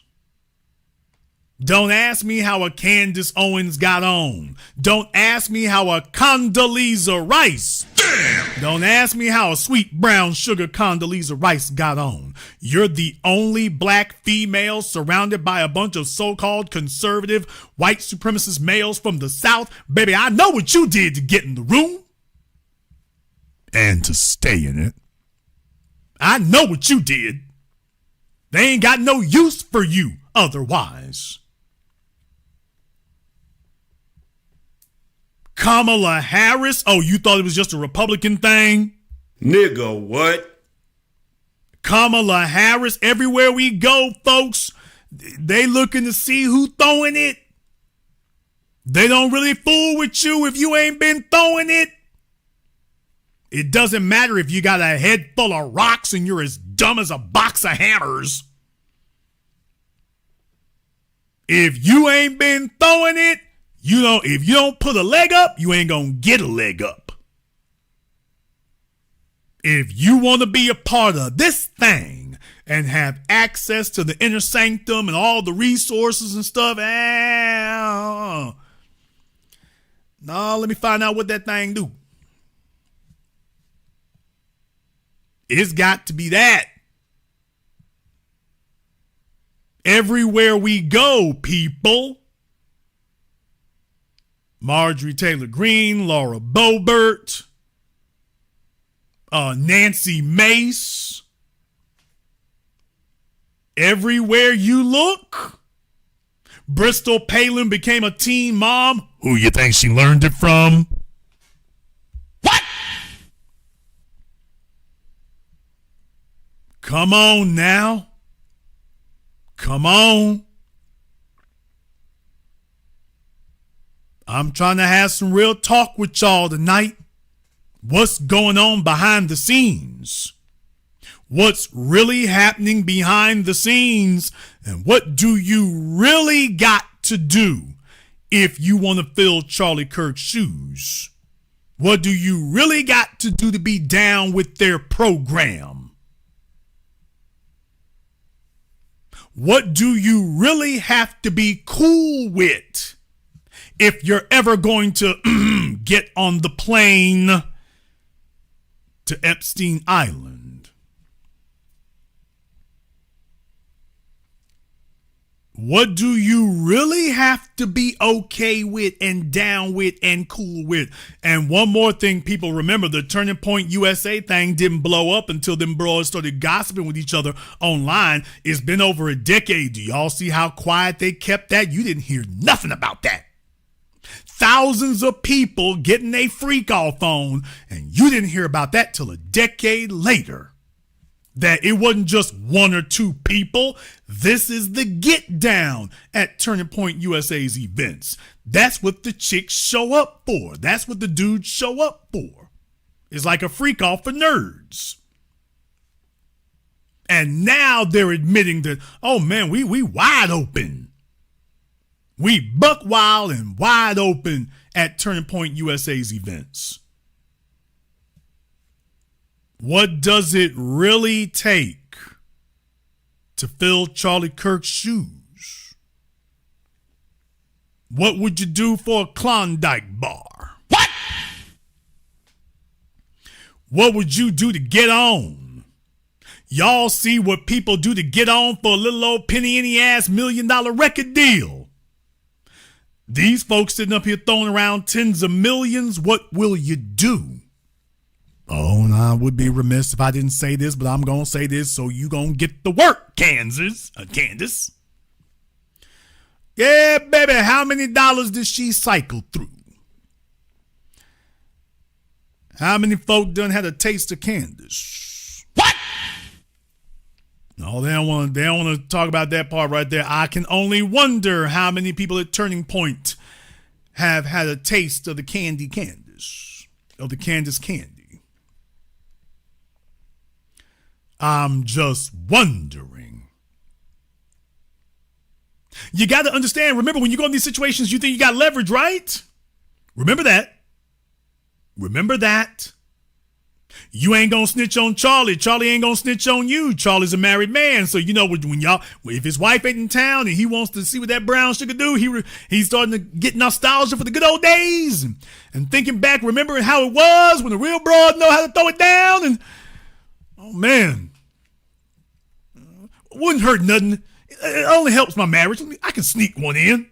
Me and Candace. Folks, remember last year, him and Candace went on tour. What? Oh, I'm sorry. I forgot to remind y'all of that. Remember, Candace was doing a bunch of dates with Charlie last year, remember?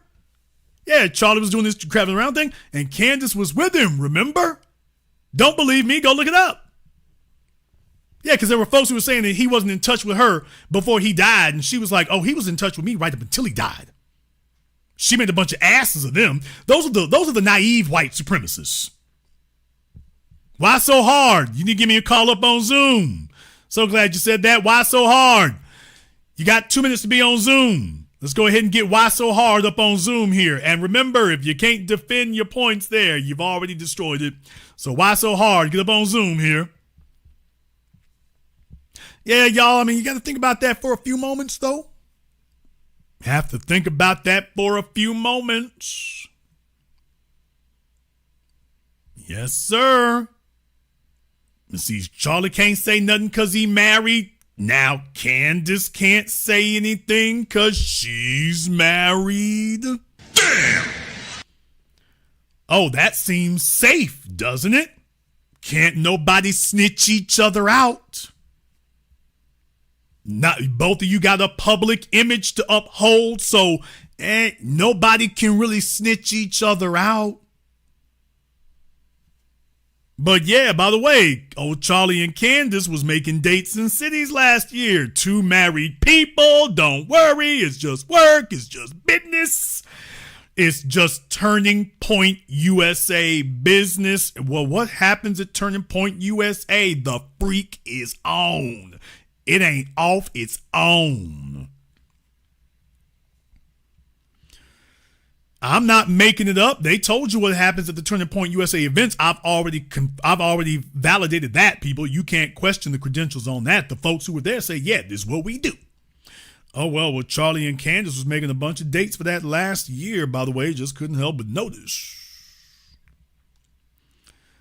Couldn't help but notice. All right, did Charlie get a hankering for the good old days? What? Auntie, chill. I don't know. I don't know if Charlie got a hankering for the good old days. I just know, by the way, Candace, I know they ain't got use for anybody they haven't sexually experienced. And you figured that you okay because it's like, okay, well, yeah, I slept with you, but you're a married man, so both of us gonna hold on to this little secret. Okay, y'all might have all had your turn with me, but yeah, you know what I look like naked? Well, I know what y'all look like naked too. I can tell your wife, you know, what the combination to your safe is. So everybody here needs to just keep their mouths closed if we gonna do this. Everybody here better take care of everybody else. That's the way it goes down, people. If you investigate them long enough, I am convinced that is what you will find. So yeah, man, what does it take to fill Charlie Kirk's shoes? I guess some of these people are gonna be finding out. Why So Hard is not on Zoom yet here, so I don't have Why So Hard here on Zoom yet, so we're probably going to have to go ahead and kick him. We're not going to wait around all night for him. Not going to wait around all night for him. Just, they can't defend this. People understand something. When I tell them, Charlie Kirk said, let's talk. When I give them a microphone to talk, people, they can't defend this. They can't defend any of this. All they can do is just say silly, stupid questions. They can't defend any of this. There's not a single person who's tried to defend Charlie Kirk in the last 2.5 weeks. There's not a single person who can defend Candace Owens. There's not a single one who can defend what the hell's going on in Sodom and Gomorrah. I mean, Turning Point USA. There's not a single one of them who can defend that. Not a one.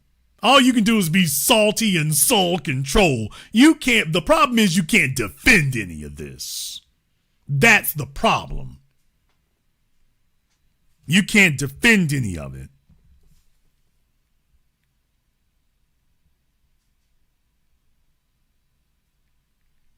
That's the part you need to do. I told you, y'all, you were dead in the water with Charlie Kirk when you could not get online and defend him.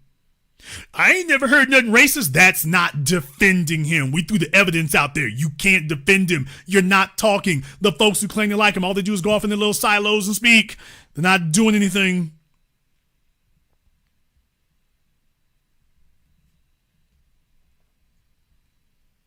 You can't fill his shoes because you're too busy running from them.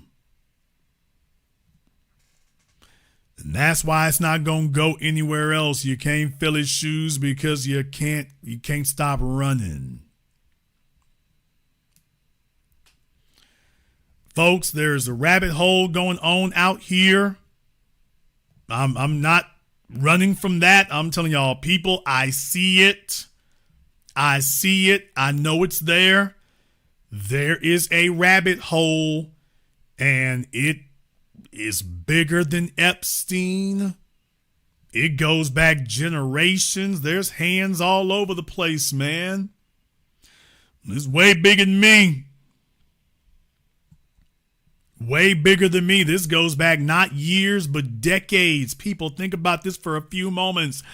Jeffrey Epstein, open air whorehouses, beauty pageant contestants all over the place, grooming people from elementary school, political operatives, international intrigue, billions of dollars.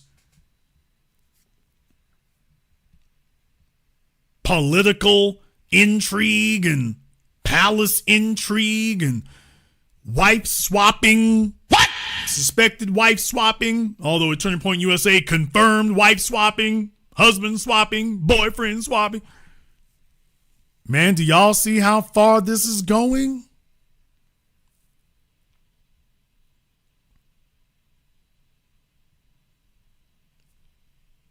No wonder nobody wants to release them files. If they ever actually do, can you imagine how many goblins going to come jumping out the closet? And that's just for Jeffrey Epstein. I'm telling y'all, there's a bunch of other mess going on out here that if they start looking into it. If they start looking into Trump's pageants and stuff, I wonder what they'll find. They got all them females to shut up. We all know how that goes. All them chicks is shutting up. Okay.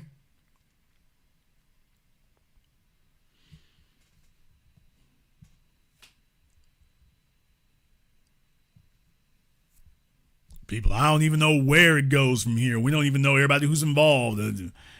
I'm just giving you all the blue sky of it. If details ever start dropping, man, look here. Welcome to a whole new world.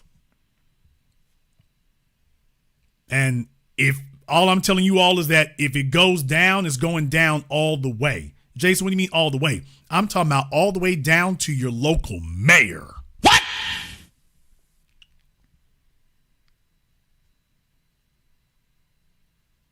If it goes down, it's going all the way down to that.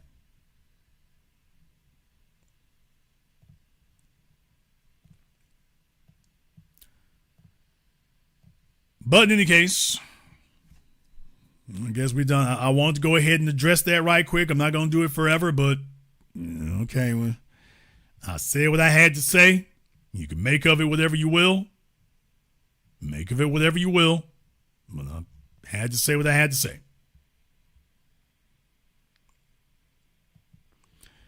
We're going to go ahead and wrap things up here tonight. I want to thank everyone, and I do mean everybody who's contributed to a nice program on PayPal, Super Chat, Venmo, Shy, here to Black Mzungu. Thank you very much for your support tonight. We appreciate that. To Nancy King. Yes, they are out of control, sister. Erwin Davis. We had Lorenzo Carson giving out some memberships. Kid Gravity Beyond, Cyberdown 100. William Arant, Tom Slick, Michelle Halleck, and everybody else here. Thank you very much for your support tonight. If you are new here to the Black Channel, welcome to the haven of intelligent Black thought. We do this every weekend, holidays, some days in between. Click that red subscribe button. Click that notification bell. Join us each and every time that we're here. If you haven't been to blackchannelfilms.com, check out our groundbreaking best-selling documentary work, blackchannelfilms.com. That is blackchannelfilms.com. I'd like to thank all of you for tuning in to tonight's program, live or tuning in recorded. If you're new here, hopefully we've earned your subscription. So click that red subscribe button. And if we haven't, come back next week. Give us another shot. And this concludes tonight's broadcast of the Black Channel. I am your host, your brother, your humble servant, the Black Authority. And until next time, my brothers and my sisters from around the world, remember, Black is the future, and the future is uncompromising.